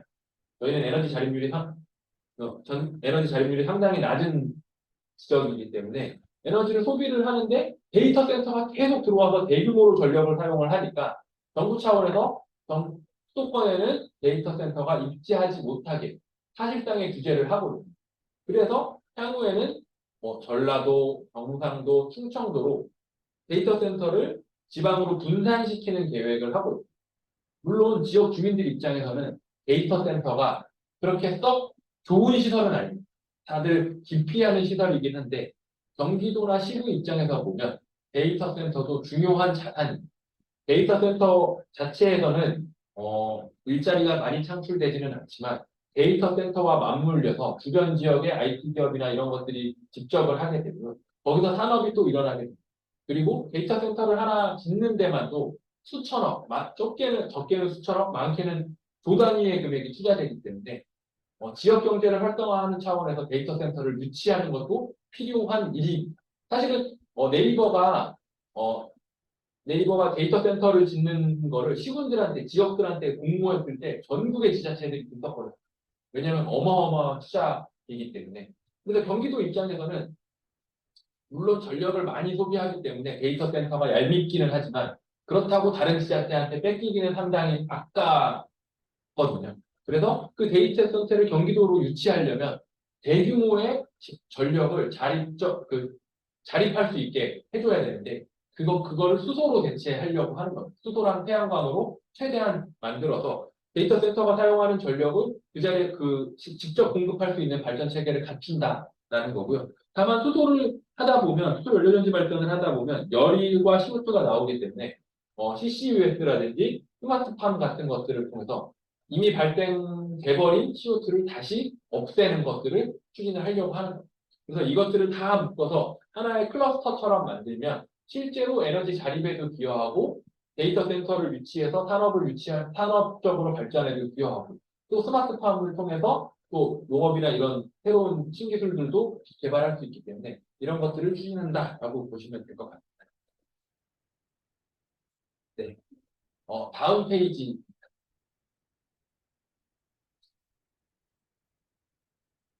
네. 다음 페이지는 아리백 스테이션입니다. 아리백 스테이션은 주유소 옥상에 태양광이랑 소규모 연료전지 발전 설비를 설치를 해서 전기를 생산도 하고 판매하기도 하고 또 그 생산된 전기를 가지고 전기차 급속 충전 서비스를 제공하는 시설이라고 보시면 될 것 같습니다. 그러면 갑자기 난데없이 주유소는 또 뭐고 갑자기 이건 뭐냐라고 생각이 드실 겁니다. 근데 탄소 중립을 생각하다 보면 교통 분야에서 탄소 중립을 할 수 있는 가장 효과적이고 가장 확실한 방법이 아마 전기차를 많이 보급하는 거고 수소차나 전기차를 많이 보급하는 거예요. 물론 그 전기차를 보급해서 탄소를 감소시키기 위해서는 재생에너지 보급이라는 게 먼저 기반이 돼야겠지만 어쨌든 교통 분야에서 탄소를 줄이기 위해서는 디젤차를 전기차로 바꾸는 과정들이 필요한데 문제는 내연기관차를 전기차로 친환경차로 바꾸는 과정에서 주유소들 기존에 우리 동네 곳곳에 있던 주유소들이 엄청난 타격을 받게 됩니다. 실제로 지금 많은 지역에서 오셨지만 저희가 시군들이랑 협의를 해본 내용에 따르면 많은 지역에서 주유소가 폐업을 하거나 휴업을 하는 사례들이 많이 나오고 있습니다. 근데 문제는 그 주유소가 방치되어 있는 폐업을 해서 장사를 더 이상 안 함에도 불구하고 그 시설을 철거하거나 원상복구시키지 않고 그대로 놔둬버리는 경우들까지도 있다고 합니다. 왜냐하면 주유소를 원상복구 철거를 하고 시설을 철거를 하고 원상복구를 시키는 데만 5억에서 8억의 비용이 드는데 주유소들이 내연기관 차가 줄어들어서 충전하는 차가 줄어들기 때문에 경영이 악화돼서 폐업을 했는데 이거를 복구하기 위해서 5억, 8억을 투자를 해서 또 뭔가 하기에는 주유소들이 사정이 안 되는 거예요. 그래서 점점 더 많은 주유소들이 경영에 타격을 입고 어려워질 거다라는 게 이제 일관된 전망이고요. 에너지연구원에 따르면은 한 매년 2% 정도씩 주유소가 폐업을 할 거다. 그리고 그게 시간이 지나면 지날수록 전기차가 더 많이 보급되면 보급될수록 주유소가 더 많이 줄어들 거다. 기하급수적으로 폐업이 늘어날 거다라는 게 전망입니다. 그래서 저희는 주유소라고 하면 솔직히 내연기관의 어떤 상징 같은 내연기관 차량의 상징 같은 인프라잖아요. 그거를 신재생 에너지의 상징 인프라로 바꿔놓겠다라는 계획이라고 보시면 됩니다. 그래서 주유소의 옥상에다가 연료전지 발전기도 올리고 태양광 발전기도 설치하고 전기차 충전기, 수소차 충전 설비 같은 것들을 설치도 하고 또 여러 가지 택시 화물차 운전자들을 위한 쉼터, 그다음에 F&B 매장 같은 것들도 설치를 해서 전기차가 와서 충전도 하고 잠깐 쉬기도 하고 운전자들이 잠깐 쉬기도 하고 전기를 생산하기도 하는 그런 뭔가 신재생 에너지의 핵심 거점 시설로 만들겠다라는 게 이제 아리백 스테이션입니다. 저희가 이 사업을 추진하기 위해서 31개 시군과 협의를 진행을 했고요. 그리고 대한민국에 있는 정유사들, SK, 그다음에 현대오일뱅크, 또 어디가 있죠? 이원, 이런 주유사들과 LPG 충전사들을 다 모아서 몇 차례 회의를 진행을 했고 추진 방안을 만들어서 이제 내년부터 아마 사업이 추진될 겁니다. 그리고 조만간 저희가 내년도에 사업을 추진할 대상에 대해서 발표하는 이제 발표회도 가질 계획이고요. 그리고 이제 상당히 많이 진행이 됐고 경기도는 이 사업을 하는 데 있어서 돈을 한 푼도 투자하지 않아요. SK라든지 현대라든지 다 대기업이기 때문에 자기네들에 대한 비즈니스 모델이기도 하거든요. 자기네들이 향후의 먹거리를 만드는 작업이기도 하기 때문에 그 대기업들이 투자를 할 겁니다. 소상공인들을 위해, 그 주유소를 운영하시는 분들을 위해서 대기업들이 투자를 해서 이 사업들을 이끌어 나갈 거고요. 경기도하고 시군은 대신에 인허가라든지 행정적인 지원들을 해 나갈 겁니다. 실제로 저희가 이걸 한번 추진을 해보니까 상당히 시군이랑 인허가 문제에 있어서 어려움이 있더라고요. 그래서 그런 부분들을 좀 향후에는 경기도가 지원을 해서 추진을 해 나가려고 하고 있습니다. 네. 마지막으로 산업 아리백 파트입니다. 한 페이지 넘겨주시겠어요? 마지막으로 산업 아리백입니다. 산업 아리백은 산업 아리백에서 마지막으로 아리백 플랫폼과 아리백 테크에 대해서 소개해 드리도록 하겠습니다. 혹시 경기도가 얼마 전에 아리백 플랫폼 포럼이라는 걸 개최를 했거든요. 유튜브로 보셨거나 현장에서 보신 분이 있을까요? 없나요? 아무도 없으신가요? 유튜브로 봤어요. 뉴스로 봤어요. 아, 보셨어요? 네, 뉴스로 봤어요. 아니, 유튜브로 다음에서요. 보셨어요? 유튜브로도 유튜브로 봤어요. 보고, 오해영님 유튜브로 보셨다는데, 네. 어떠셨는지 좀 여쭤봐도 될까요? 저는 잘 몰라서 사실 내용들이 되게 어렵게 느껴졌었거든요. 네네. 정책에 관련돼서 막 말씀하시는 분들이 많은데 조금 어려워서 좀 못 알아들었었어요. 그래서 아, 네. 네, 근데 또 많이 고민하시고 얘기하시는 거 보니 변화가 있구나 싶은 생각은 들었습니다. 네. 정상수님은 어떻게 보셨나요? 뉴스나 이런 걸로 보셨다고 하는데. 어, 저는 사실 거기 공공 플랫폼을 보면서 저는 협동조합 소속의 사람이다 보니까 저기에 우리가 어떤 걸로 협력 체계를 들어가야 될까 이 고민했습니다. 여기 그러면 모르시는 분들이 많으니까 이 플랫폼에 대해서 간단하게 좀 소개를 드리도록 하겠습니다. 아리백 플랫폼은 간단하게 말씀드리면 어, 아주 정밀한 데이터를 만들어서 탄소를 흡수하고 탄소를 배출하는 것과 관련된 아주 정밀한 데이터를 만들어서 지도로 만드는 거예요. 온라인 지도로 만들고 그거를 활용해서 공공기관들은 정책적으로 활용을 하고 에너지 협동조합이나 스타트업이나 민간 기업들은 그 데이터를 활용해서 뭔가 사업을 할 수 있는 플랫폼이라고 보시면 될 거예요. 그러면 어떤 데이터를 만들고 어떤 플랫폼을 만들어서 어떻게 활용할 것인가 이제 그걸 구체적으로 설명을 드려야 되는데요.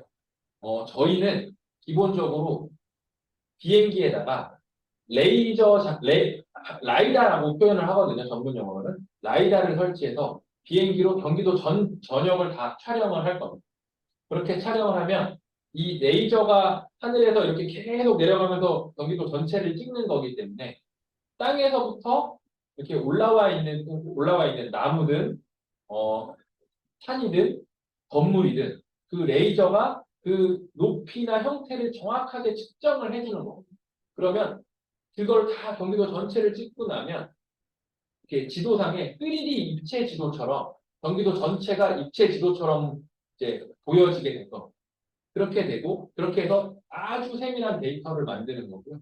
그 공간 지도를 만드는 거고 그 지도에다가 개별 건물들이 있잖아요. 아파트 한 동이 있고 뭐 주택 한 동이 있고 공장 한 동이 있는데 개별 건축물의 에너지 사용량을 거의 실시간으로 월 단위 실시간으로 받아서 표시를 해줄 겁니다. 그래서 이 아파트의 이 동은 이번 달에 전기를 이만큼 사용했고 가스를 이만큼 사용했고 그리고 이 공장은 이만큼 사용했습니다. 뭐 여기는 이만큼 사용했습니다. 이 상가는 이만큼 사용했습니다. 그거를 경기도에 있는 모든 건축물의 에너지 사용량을 표출을 해줍니다. 그리고 경기도에 있는 모든 도로에 다니는 차량의 온실가스 배출량을 이제 그 지도상에 표현을 해줄 거고요. 그리고 아까 그 항공 라이다로 찍은 걸 가지고 경기도에 있는 모든 나무를 정말 제가 약간 뻥을 보태서 말씀드리자면 한 그루 한 그루를 다 뺄 거예요. 지금 정부가 가지고 있는 임상도라는 그 산림 지도는 사실은 산림에 있는 나무만 가지고 표현을 한 겁니다. 근데 실제로 그것도 가서 확인해 보시면 임상도에 나와 있는 거랑 실제 현장은 다릅니다. 왜냐하면 아주 예전에 구축한 거고 사람이 직접 나무의 수를 대충 어림짐작으로 센 거기 때문에 정확하지 않습니다. 그래서 이번에 저희가 정확하게 이제 그 항공 라이더로 나무의 한 그루 한 그루 숫자를 다 세고 그 나무의 높이를 가지고 이 나무가 대략 몇 살 정도 된 나무인지, 깊이가 어느 정도 되는지, 나뭇잎의 규모는 어느 정도나 되는지를 가지고 탄소 흡수량을 산정할 겁니다. 그러면 건물에서 에너지 사용량, 수동 부문에서의 에너지 배출량, 탄소 배출량, 그 다음에 산림 부분에서 탄소 흡수량, 그리고 토양 부분에서의 탄소 흡수량 저장량까지 저희가 정밀하게 데이터를 쌓을 겁니다. 그 데이터를 공간 단위로 표현을 하는 거고, 그 공간적으로 표현한 걸 가지고 이제 활용을 할 수 있어요. 가령 어떤 거냐면 항공 라이더로 건물 전체 경기도를 찍으면 건물 옥상을 다 촬영할 수 있거든요. 그럼 건물 옥상에 유휴 공간이 얼마큼 되는지, 경기도의 건물 옥상에 유휴 공간이 얼마큼 되는지, 그리고 어떤 건물에 어떤 옥상을 활용할 수 있는지, 거기에 일조량은 어떻게 되는지 그걸 가지고 태양광 사업을 하는데 도움을 드릴 수 있고요. 그리고 두 번째는 이제 풍향조사 같은 것들을 병행해서 경기도의 어느 곳에 풍력 발전을 하기가 용이한지 같은 것들도 확인할 수 있습니다. 그리고 경기도의 도로 주변이라든지 하천 주변이라든지 유휴부지가 어디에 있고 어느 곳이 이격거리 규제 같은 것들을 풀었을 때 얼마큼의 잠재 발전량이 있을지 그런 것들도 한정해서 도민들한테 제공을 해드릴 수 있습니다. 그리고 두 번째로는 재생에너지를 거래하는 플랫폼을 만들려고 합니다. 지금 다 아시겠지만 상업용 발전시설은 REC라는 걸 통해서 거래를 할 수가 있습니다. 그래서 그 글로벌 아리백 기업들이 그 REC를 사서 나는 재생에너지를 사용했습니다라고 인증을 할 수 있는 거거든요. 근데 개인 가정집에 설치되어 있는 태양광 발전기는 REC가 생성되지 않습니다. 그래서 경기도는 이 플랫폼을 만들면서 그 개인 가정집에 설치되어 있는 자가용 태양광의 REC를 인증할 수 있도록 저희가 조치를 할 거고 그걸 가지고 거래를 할 수 있게 뭐 예를 들면 글로벌 기업 이걸 좀 경기도가 모아서 글로벌 아리백 기업한테 제공하고 뭐 대가를 받는다든지 이런 그 REC를 거래할 수 있는 재생에너지를 거래할 수 있는 플랫폼을 기능을 갖추려고 하고 있습니다. 그리고 세 번째는 전기차라든지 수소차의 이제 이동 데이터나 이런 것들을 보면서 어디에 전기차 충전 시설을 설치하면 제일 효과적일까? 어디에 수소차 충전 시설을 설치하면 제일 효과적일까를 분석해서 정책 기반자들한테 제공하는 서비스를 제공할 겁니다. 그리고 네 번째는 이제 재난에 대처할 수 있는 체계를 갖출 겁니다. 아까 말씀드린 것처럼 항공기에다가 라이다를 달아서 이 정밀한 지형 지도를 만들면 어디가 어디보다 낮은지, 어디가 어디보다 높은지 아주 정밀한 지형 지도를 그릴 수 있거든요. 그러면 하천이 범람했을 때 어디부터 물 차는지를 알 수 있게 됩니다. 그걸 시뮬레이션을 해서 하천이 범람했을 때 위험한 지역들을 체크를 하고 거기에 대한 대비를 할 수 있도록 하고요. 산사태의 위험에 취약한 지역들을 분석을 할 수 있습니다. 그리고 뭐 폭염이라든지 이런 거에 취약한 지역들을 분석을 해서 서비스를 제공할 수 있을 걸로 저희는 기대하고 있습니다. 네. 그리고 마지막으로 아까 산림에 대해서 계속 얘기했는데 저희가 궁극적으로 하고 싶은 건 사실은 이 부분이라고 보시면 될 것 같아요.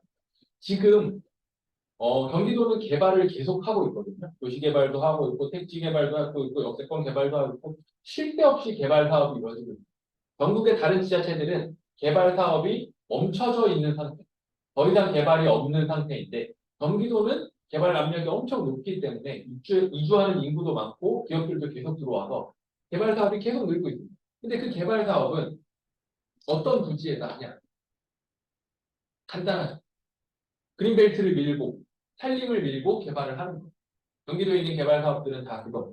그래서 저는 환경을 하는 환경 정책의 담당자로서는 그런 개발 사업들이 아주 막을 수는 없습니다. 아예 개발 사업을 하지 마라. 경기도는 더 이상의 개발은 안 된다. 인구도 들어오지 마라. 기업도 들어오지 마라. 이렇게 할 수는 없는 거거든요. 그러면 개발을 하더라도 그 개발로 인해서 훼손된 가치, 탄소 흡수원의 가치, 산림의 가치에 대해서 정당한 비용을 지불하거나 아니면 그만큼의 대체 흡수원을 조성해야 된다. 대체 탄소, 산림을 조성해야 된다라고 저는 생각합니다. 그러려면 얼마큼의 산림이, 얼마큼의 탄소 흡수원이 훼손된 거야를 기업들한테, 개발하는 개발 사업자들한테 명확하게 데이터에 근거해서 설명할 수 있어요. 지금처럼 대충 뭐 나무가 몇 그루 정도 되는 것 같아. 산림이 몇 헥타르 정도 되는 것 같아가 아니라 몇 년생 나무 몇 그루가 훼손됐고 몇 년생 나무 몇 그루가 훼손됐고 무슨 소나무가 몇 그루, 뭐 무슨 나무가 몇 그루 이렇게 객관적인 데이터로 증빙할 수 있는 자료가 있어야 되고 그 산림의 가치를 화폐 가치로 환산할 수 있어요. 이 플랫폼이 그 기능을 제공하려고 하는 거고 그걸 통해서 저희는 개발 사업을 할 때 안녕하세요. 개발 사업을 할 때 탄소 가치만큼을 화폐 가치로 환산하거나 아니면 대체 산림으로 조성하게 하려는 저희는 이 명칭을 탄소 총량제라고 명칭을 붙이려고 하는데요. 그런 탄소 총량제라는 제도를 도입하기 위한 기반으로서의 기능을 할 수도 있다라는 점을 말씀드립니다. 그리고 또 하나 마지막으로 요새 공원들을 많이 조성을 하거든요. 시군에서. 그 공원을 조성하는 사업의 하나로 이 아리백 플랫폼을 좀 활용할 수도 있습니다. 어디에 공원을 조성하면 가장 효율적인지, 가장 주민들한테 도움이 될지 이런 것들을 이제 좀 체크하는 플랫폼으로서의 기능도 가질 수 있을 것 같아요. 그리고 이제 마지막으로 13개 과제의 마지막 과제는 아리백 테크인데요. 그 아리백 테크는 지금 가장 이제 각광받는 분야라고 저는 생각합니다. 기후테크라는 분야는 아리백 테크는 이제 일종의 기후테크라고 볼 수 있는데 이제 기후 환경 분야의 스타트업을 좀 육성을 해서 그 연구 개발도 지원을 하고 스타트업을 이제 막 아이디어만 가지고 있는 아주 작은 기업을 사무실 공간도 제공해주고 투자도 해주고 교육도 시켜주고 제품을 판매할 수 있는 판매처도 개발해줘서 그 아주 작은 아이디어만 가지고 있는 기업이 점점 더 커질 수 있도록 지원도 해줄 겁니다. 경기도는 매년 한 3, 40개 기업씩을 기후 분야의 스타트업들을 좀 육성하려는 계획을 가지고 있고요. 그리고 탄소중립 펀드라고 저희가 매년 한 1,000억 정도 규모의 펀드를 조성을 해서 운영을 하고 있습니다. 이 펀드라는 건 뭐냐면 그 민간 스타트업들한테 아주 작은 기업, 그 기후테크를 하는 아주 작은 규모의 기업들한테 투자를 해주는 겁니다.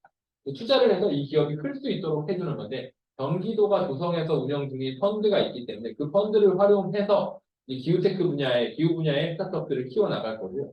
저희가 유망 환경 기업을 찾아서 유망 기후테크 기업들한테 지정을 해주고 그 지정해준 기업들한테 여러 가지 사업들을 지원을 해줘서 더 좀 잘 해나갈 수 있도록 그런 기업들도 기업 지원 사업들도 하려고 하고 그리고 마지막으로 탄소 중립과 관련된 R&D라든지 기술 개발들에도 추가적인 지원 사업들을 발굴해서 추진하려고 하고 있습니다. 제가 생각한 것보다 조금 일찍 끝나긴 했는데 1시간 20분 정도 이제 발표를 드렸거든요. 여기까지 제 발표는 마치도록 하고요. 혹시 만약에 지금 시간이 좀 남았으니까 조금 한 10분 정도 쉬어도 될까요? 혹시? 네, 10분 정도 쉬어도 된다고 하네요. 그럼 10분 정도 쉬었다가 그 다음 시간에는 혹시 궁금하신 거에 대한 주제만 주시면 제가 그걸 가지고 좀 추가적인 설명을 하거나 논의를 하는 시간으로 갖도록 하겠습니다. 네. 그래도 될까요? 혹시 10분 쉬었다가 해도 될까요? 네, 다들 고생하셨습니다. 그럼 10분 쉬었다가 뵙겠습니다.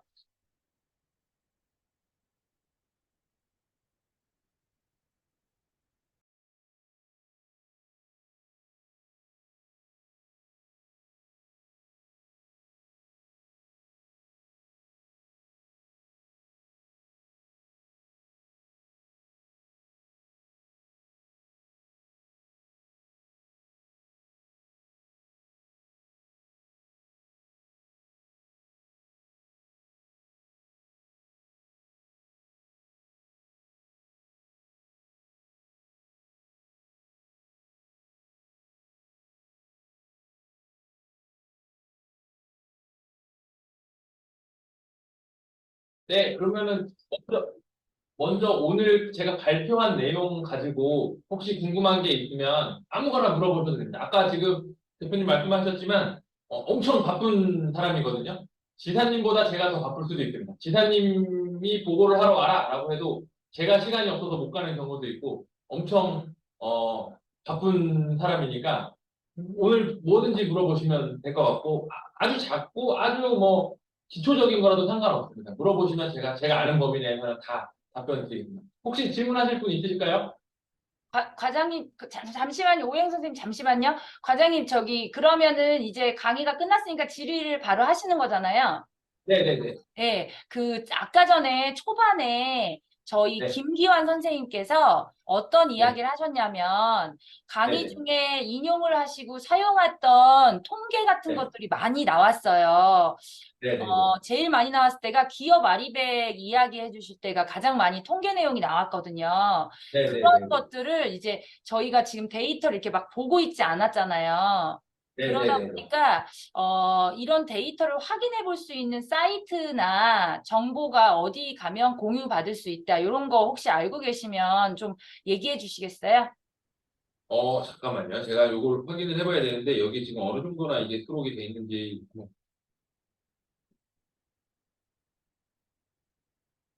혹시 경기 네이버에 경기도청이라고 검색해 보시겠어요, 다들?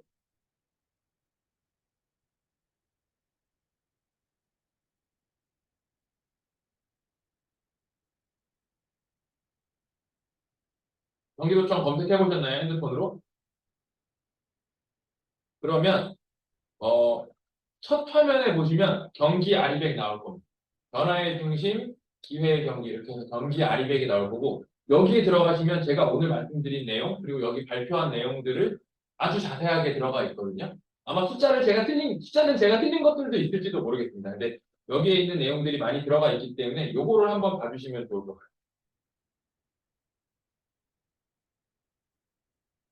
네, 이걸로 답변이 될까요? 통계나 이런 것들은 한번 더 자세히 봐주시면 좋을 것 같아요. 그리고 앞으로 제가 아까 경기 아리백 플랫폼이란 걸 구축한다 그랬는데 그걸 통해서 경기도에 있는 모든 환경과 관련된 데이터, 탄소와 관련된 데이터, 에너지와 관련된 데이터들을 여기다 다 집적시켜서 도민들이 아주 편하게 보실 수 있도록 저희가 더 쉽게 보실 수 있도록 만들어 나가도록 하겠습니다.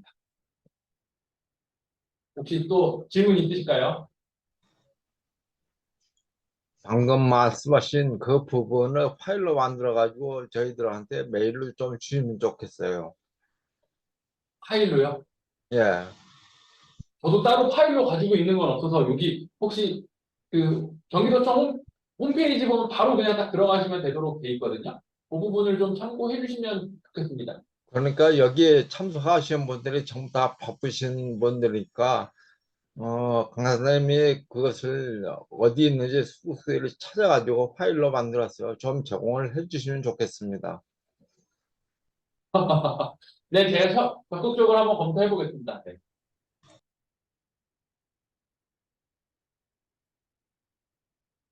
네, 혹시 또 아까 오해영님 질문하시려고 하셨던 것 같은데 네, 안녕하세요. 저는 수원에 살고 있는 시민인데요.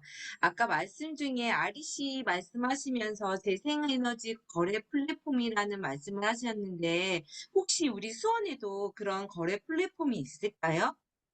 아니요, 아직 전국에 하나도 없고요. 네, 이제 경기도가 추진 한번 중이에요. 만들어 보려고 계획을 하고 있는 단계입니다. 이제 그런 것들을 만들기 위한 유류지를 찾고자 할 때 수원 같은 경우는 사실 도시개발이 워낙 많이 되어 있어서 그런 유류지를 찾거나 하기가 되게 어려운데 우리 혹시 계획이 되어 있는 지역이 제가 고색동이 뭐 환경 관련한 무슨 동네라고 지정된 거 보긴 했거든요.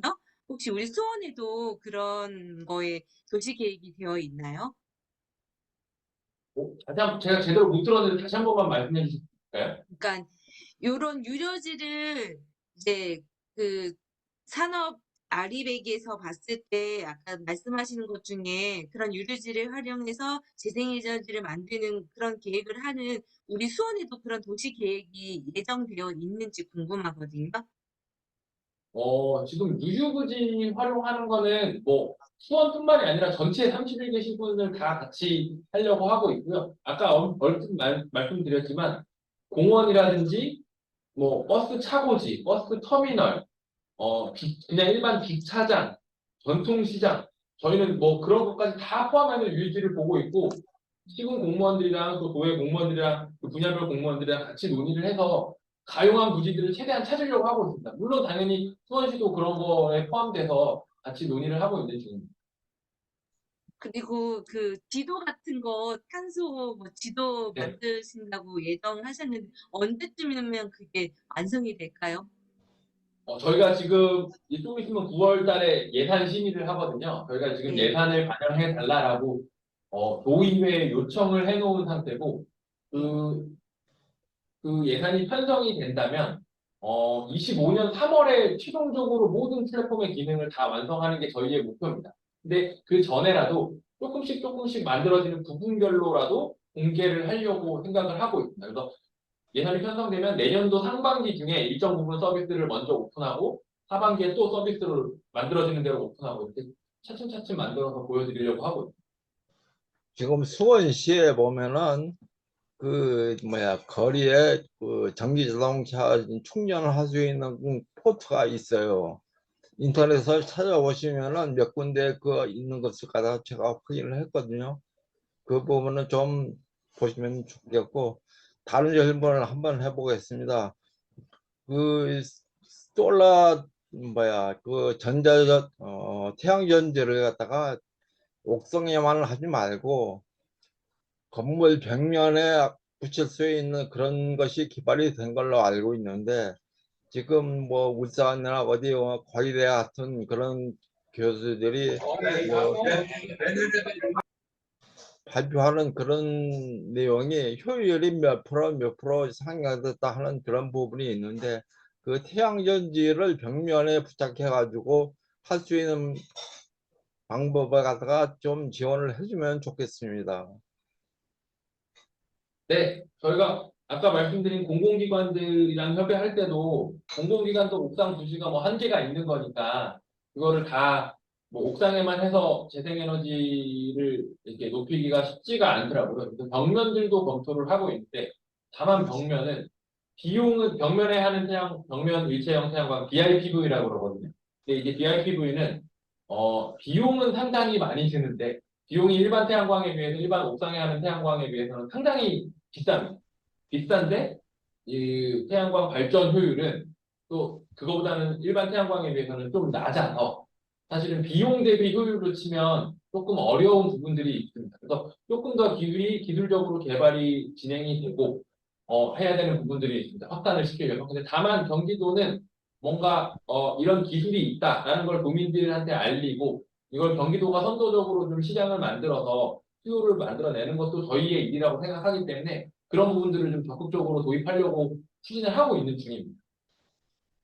경기도에서 제로 건물에 대해서는 생각을 해보신 적이 있나요?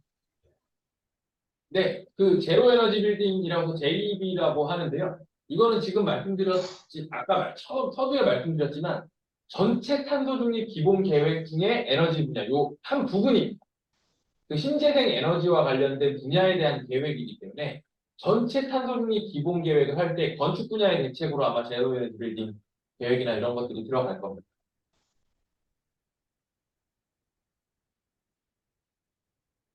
그거는 이제 전체 탄소 중립 기본 계획은 조만간 저희가 이제 추진 전략을 만들어서 또 그 경기 아리백 비전처럼 발표를 하려고 준비를 하고 있는 중이고 조만간에 공개가 될 계획입니다.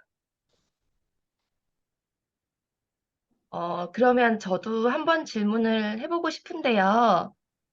잘 들리시나요? 네네, 김현정님, 네. 네, 맞아요. 제가 잠깐 봤을 때는 여기 계신 분들은 조합원 분들이거나 이미 환경에 관심이 많은 분들이 와 계시는 것 같아요.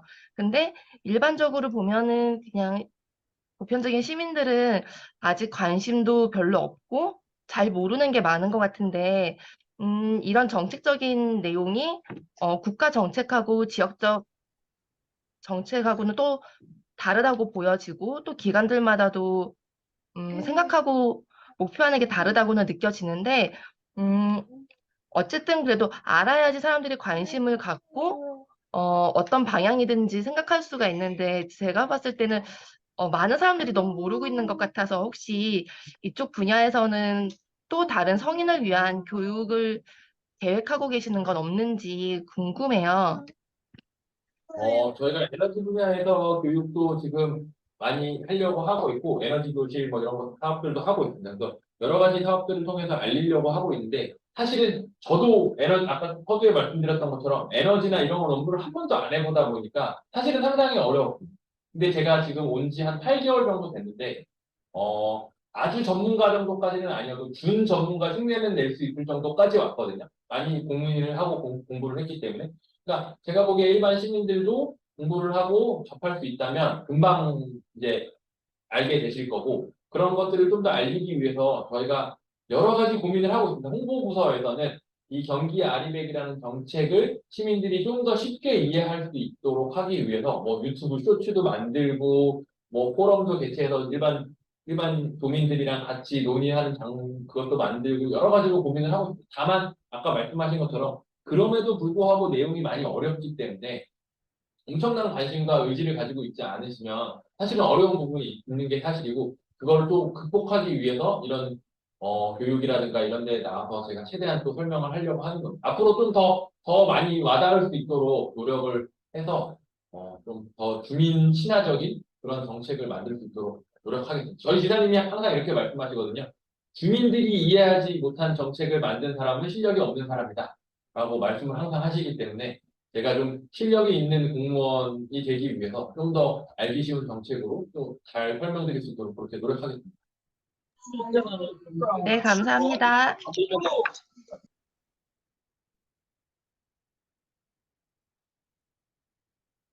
네, 혹시 또 질문 있으실까요? 이거 꼭 이번에는 이 경기 아리백 정책 요거에 대한 게 아니더라도 탄소 중립이든 뭐든 아무거든 저한테 여쭤보시면 됩니다. 네, 질문을 드리겠습니다. 네, 들리시죠, 과장님? 네, 잘 들립니다. 네, 경기도에서 아리백 비전 선포를 한 거에 대해서 너무 자랑스럽게 생각하고, 정상수님 마이크가 꺼졌습니다.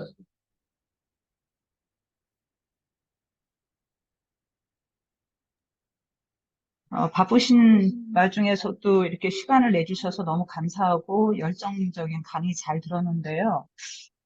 저는 요즘 이렇게 생각하는 게 경기도에서 아리백 비전 선포를 한 다음에 사실 협동조합들도 굉장히 많은 혜택을 보고 있어요.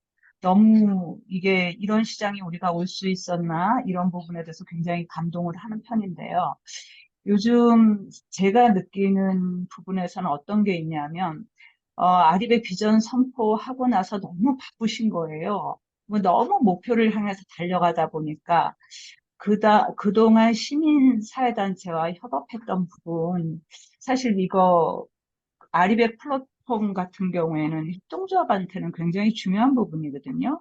왜 그러냐면 PPA 거래가 시행이 되면 협동조합이 있는 발전소를 모아 팔아야 되는데 이거에 대한 걸 신문지상에서 보고 어떤 홍보 매체를 보는 수밖에 없는 이런 현실이 이분들이 너무 바쁘시나 보다.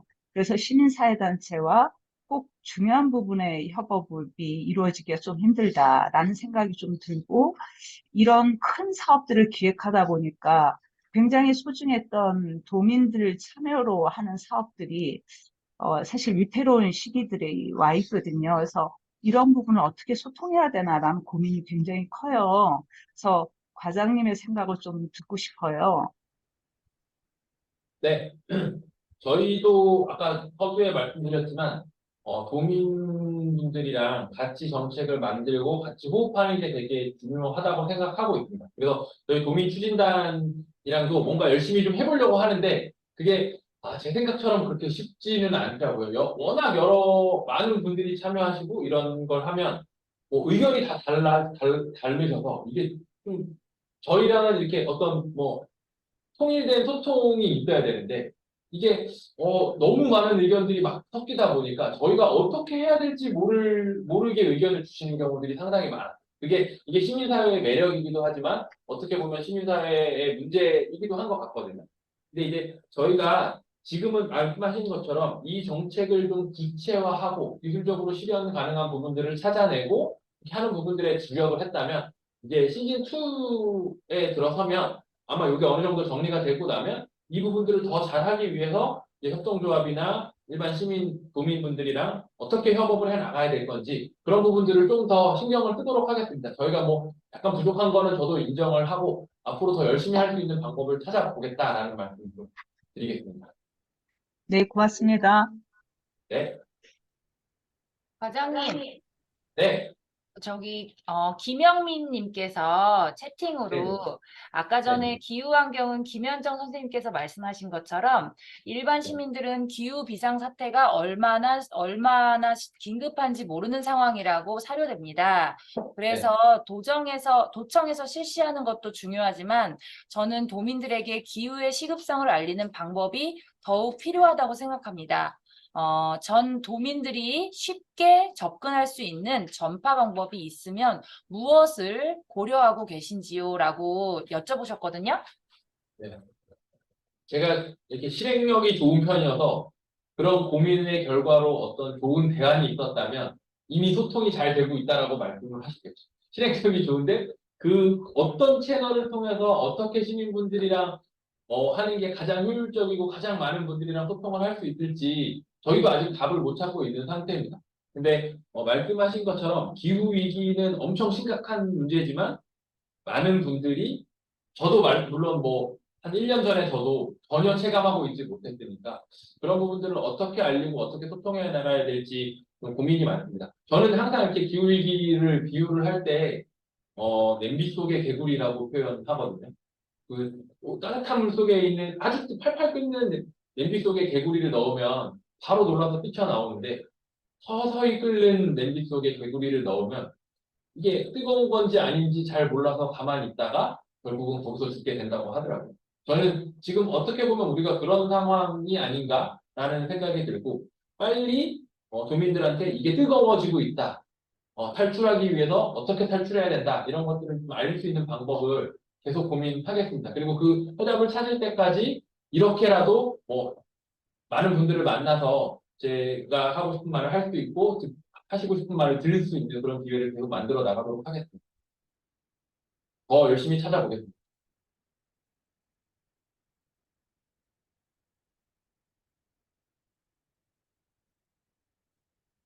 또 혹시 있을까요? 질문이 없으실까요? 뭐 하나 물어봐도 될까요? 네. 아까 벽면 태양광 에너지를 저희가 살고 있는 바로 옆에 있는 학교에서 봤어요. 신축 학교라 그런지 지붕에는 이제 태양광 패널이 있고 벽면에 있어서 신기했는데 혹시 이런 벽면에 설치되어 있는 태양광 에너지가 인체에는 전자파라던가 다른 그런 거로는 영향을 끼치거나 않나요?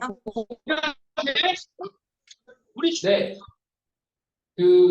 그 태양광 패널 관련돼서 이제 산업통상자원부에서 이제 연구를 한 다음에 최종적으로 각 지자체 모두 경기도뿐만 아니라 전국에 있는 지자체한테 이제 보낸 공문의 내용으로는 모든 연구의 결과에 전자파라든지 아니면 빛반사라든지 이런 위해는 별로 거의 발견되지 않았다. 그렇기 때문에 주민들한테 이런 부분들을 적극적으로 좀 알리고 문제가 없음을 알려서 태양광이 좀 확산될 수 있도록 조치를 하라. 이렇게 내용이 왔었거든요. 그건 국책 연구기관에서 연구를 한 거기 때문에 아마 믿으셔도 문제 없을 거라고 저는 생각합니다.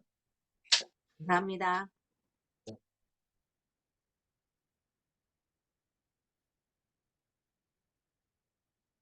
네, 혹시 또 있으실까요? 태양광 패널뿐만이 아니라 창문 부착형 전지도 있습니다. 그거는요, 패널하고 전지 필름하고는 다르거든요. 그런 부분에 대해서도 좀 생각을 하셔야 될 것 같고, 모든 사업 운영에 갖다가 에스코 기업하고의 MOU라든지 무슨 그런 관계를 맺어가지고 좀 우리 도민들에게 지원이 될 수 있도록 하는 그런 정책도 필요하다고 생각이 됩니다. 네, 태양광 관련해서 창문에 이제 붙이는 시트 같은 그런 태양광이 있는 걸로는 알고 있는데, 그 효율이라든가 이런 것들이 뭐 검증돼서 아직 상용화되지 않은 단계이기 때문에 저희가 그걸 가지고 뭐 사업을 하거나 이러기는 좀 어려울 것 같고요. 다만, 뭐 그런 기술들이 계속 개발될 수 있도록 저희가 지원을 할 거고, 그런 기술이 개발되면 적극적으로 좀 공공에서 인간 부분에서 그거를 먼저 선도적으로 하기는 어려우니까 공공 부문에서 그런 것들을 해서 실증을 할 수 있도록 그렇게 조치를 하겠습니다. 최대한 노력하겠습니다.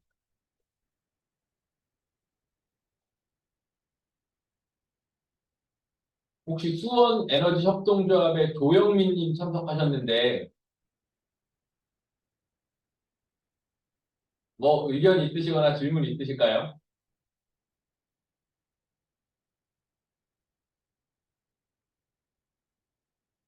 마이크를 안 키셔서 안 들립니다. 아, 제가 열심히 채팅창에 쓰고 있었습니다.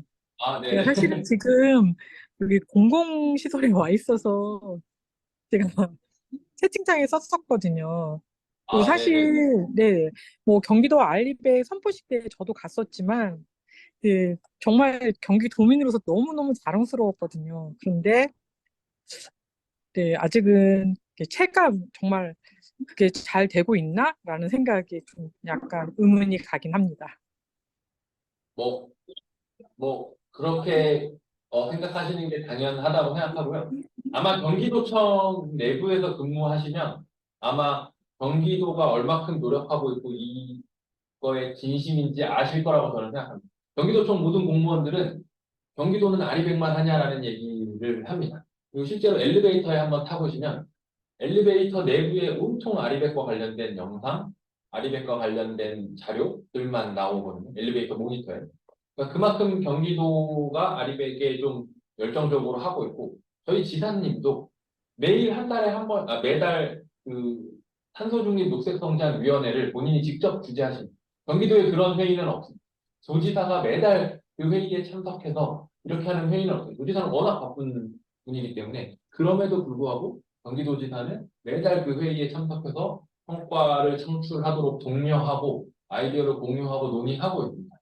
근데 다만 문제는 아까 말씀드렸던 것처럼 전체적인 대한민국의 분위기가 사실은 재생에너지에 그렇게 호의적인 분위기는 아닙니다. 정책적으로 그런 호의적인 분위기가 아니어서 저희가 막 열심히 앞으로 나가려고 하지만 큰 파도가 한번 몰아치면 뒤로 밀려버릴 수밖에 없는 상황이고, 그럼에도 불구하고 계속 앞으로 나가려고 노력하고 있고 더 와닿을 수 있도록 정책을 많이 잘 만들어내도록 하겠습니다. 노력하고 또 있으니까 의심하지 말아주시면 좋겠습니다. 아니요, 잘못하고 있다고 비난을 하거나 그런 거는 아닙니다. 저도 협동조합의 활동가로서 좀 더 힘을 실어드릴 수 있도록 노력을 하려고 하고 있습니다. 네, 비난은 아닙니다. 근데 네, 잠깐 열심히 제가 하겠습니다. 현장에서 뛰다 보니까 여러 가지 회의적인 생각이 드는 것도 또 사실입니다.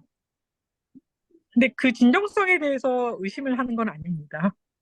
네, 저 네, 약간 생뚱맞은 질문일 수도 있는데, 네, 점검을 나가다가 이제 사용하시는 분들이잖아요. 점검을 나가면. 네, 근데 네, 이제 네. 토지 이전이라든지 뭐 집을 이사 가셔야 된다든지 해가지고 기존에 사용하시던 이제 패널들을 네, 그걸 어떻게 이전이 가능한 건지를 여쭤보시는 분들이 종종 있으셨어가지고 네, 네, 그걸 원래 그 패널 같은 경우는 20년은 적어도 20년은 쓸 수가 있는 거잖아요. 네, 네, 고장이 안 나면. 근데 네. 그런 거를 추후에 활용이 어떻게 되는 건지. 이거는 저보다 여기 이제 사업을 하시는 협동조합 분들이 많이 계시니까, 저는 제가 알기로는 이전 설치가 불가능한 건 아니다라고 알고 있는데, 사실은 거기에 뭐 비용이 많이 들기 때문에 그게 쉽지는 않겠죠. 근데 불가능하지는 않다라고 알고 있는데, 혹시 아시는 분이 있을까요? 제가 이거 답변을 정확하게 못하겠어서.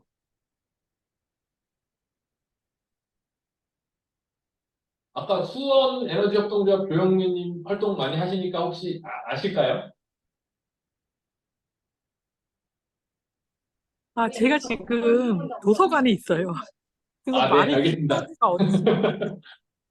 그러면 제가 이거는 답변을 정확하게 못 드리겠는데 한번 확인해 보고 어떤 루트로 말씀을 드리면 좋을까요?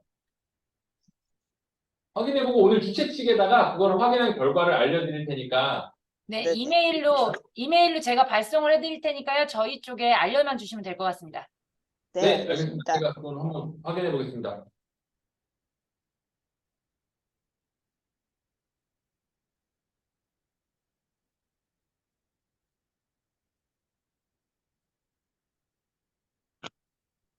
네, 혹시 그럼 제가 한번 좀 뭐 드리고 싶은 말씀이 있는데 그 온실가스 감축 인지 예산제라는 거 알고 계시는가요? 혹시 알고 계시는 분 한번 이렇게 동그라미 표시해 주실 수 있을까요?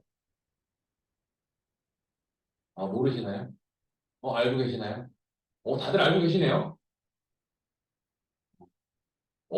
어떻게 보세요? 온실가스 감축인지 예산제에 대해서 혹시 아신다고 하신 하남의 제가 글자가 잘 안 보여서 그런데 홍미라님? 네.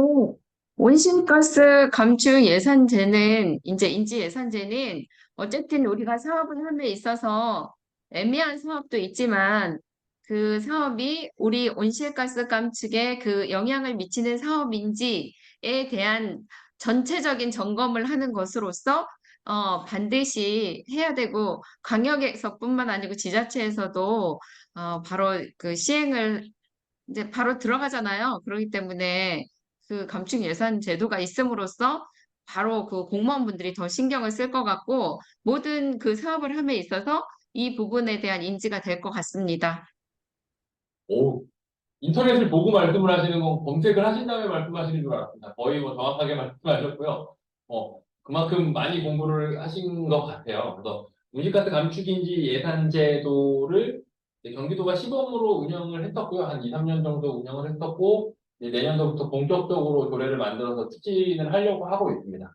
다만 말씀하신 것처럼 좋은 제도고, 좋은 취지로 만들어진 제도고, 좋게 잘 운영되어야 될 제도인데, 저는 사실은 오늘 여기서 이런 얘기를 하는 게, 맞는지 잘 모르겠지만, 제가 솔직하게 지금 정책을 추진하는 담당 과장으로서 드리고 싶은 말씀은, 사실은 그 온실가스 감축 인지 예산 제도가 제도적인 기반, 그러니까 법적인 근거라든지 그 예산 시스템 같은 것, 법적인 근거가 만들어지지 않기 때문에 예산 시스템도 개편이 안 된 상태거든요. 온실가스 인지 예산제라는 걸 하기 위해서 예산 시스템이 개편이 돼야 되는데 법적인 근거가 없으니까 당연히 추진이 안 되는 상황입니다. 그 시스템 개편이 안 되는 상황입니다.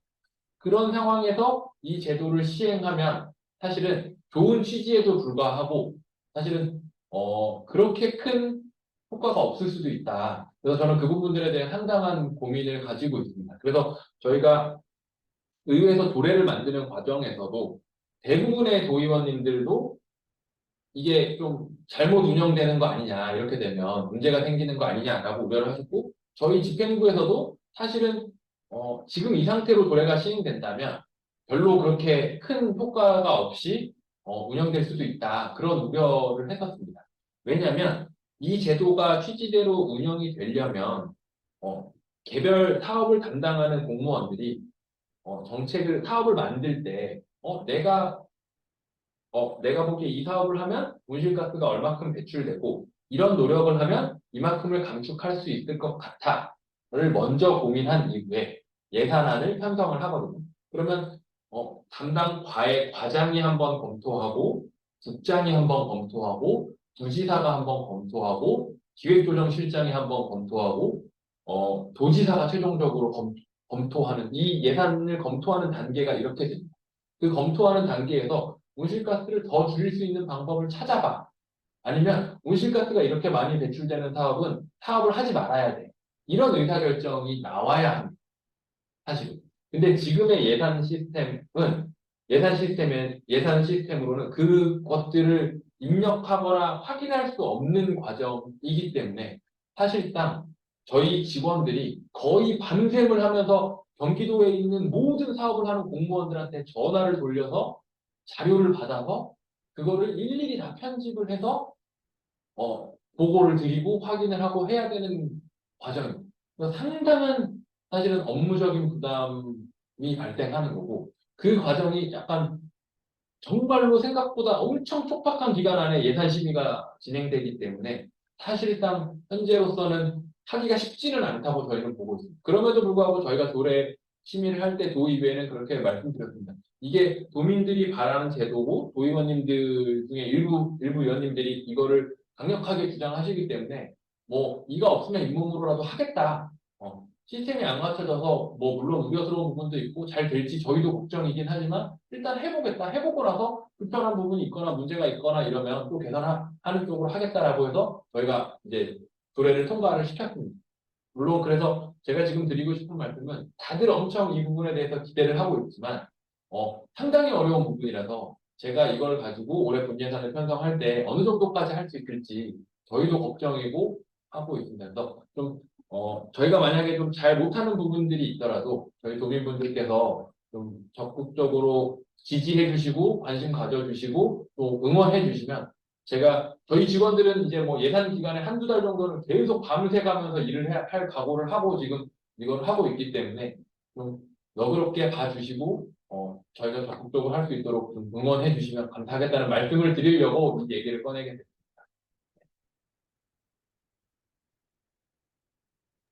네, 혹시 또 얘기하실 거 있을까요? 온실가스 감축 인지 예산제에 대해서?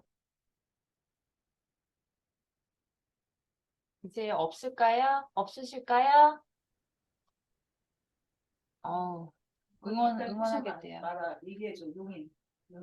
아까 전에 우리 국장님께서 왜 용인에 계신 선생님이 김원희 선생님께서 여쭤본 태양광 네. 닥터 점검을 나가면 집을 이사 가려고 하는 소유주분 입장에서 이 발전기 자체를 좀 같이 가져가고 싶어 한다 이런 분들이 많이 계셨고 또 패널이 수명이 긴데 그 이후에 어떻게 되는지에 대해서 알고 싶다고 해주셨거든요. 그 부분을 저희 정상수 국장님께서 저기 멀리 계시지만 해주실 것 같습니다. 그래서 잠깐 답변을 들어주시길 바랍니다.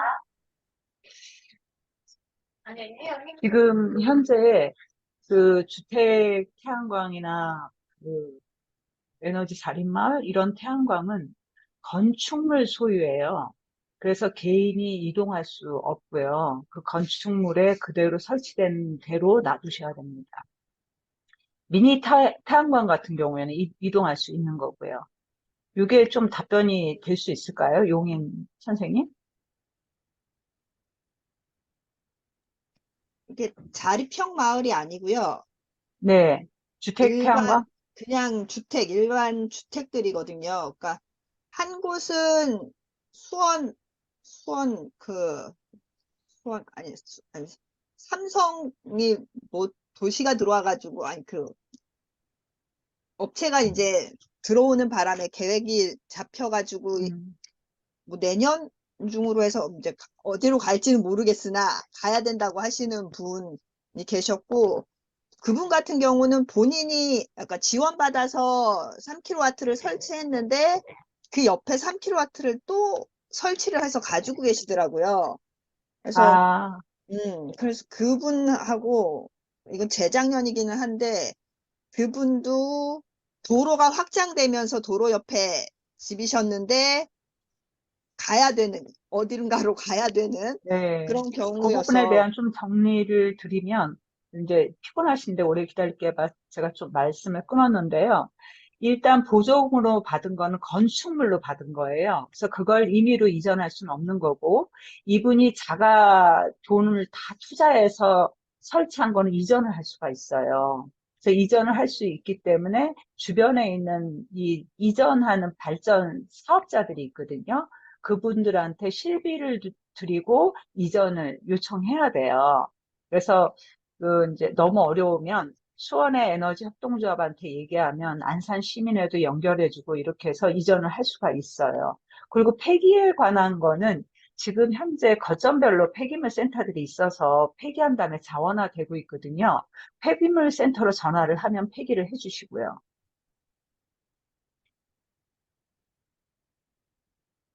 되신 제가 것 듣기에 같네요. 지금 고맙습니다. 정상수 대표님이 말씀하신 게 맞는 것 같습니다. 왜냐하면 도랑 국비랑 도비랑 시군비가 매칭돼서 이제 예산이 지원되기 때문에 예를 들어서 파주시에서 지원해서 여기다가 이 태양광 발전을 올린 건 파주시 몫이 있는 거거든요. 그거를 또 수원시로 옮긴다. 이렇게 되면은 그런 파주시한테 지원받은 거에 대한 문제가 생기기 때문에 그 지원받아서 설치한 거는 그 자리에 두는 게 들 수밖에 없는 것 같네요. 지금 말씀 들어보니까. 네네.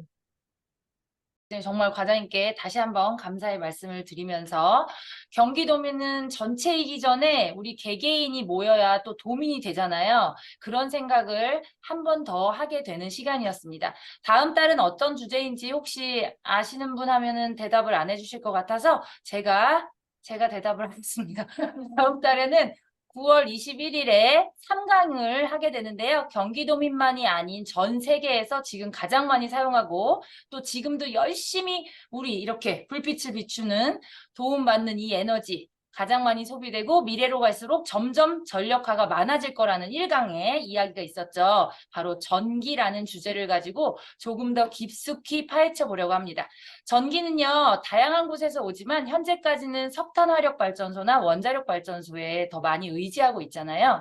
깨끗한 에너지로 가야 하는 기로에 있는 우리나라 이 전기 에너지의 현 주소를 파헤쳐 주실 전문 강사님을 모시고 이야기 나눠보도록 하겠습니다. 그럼 오늘도 이제 저는 물러나겠습니다. 지금까지 기획의 정상수, 기술의 이영란, 그리고 저 정윤채였습니다. 행복한 시간 보내시고요. 감사합니다. 다음 달에 만날게요. 감사합니다. 네, 고맙습니다.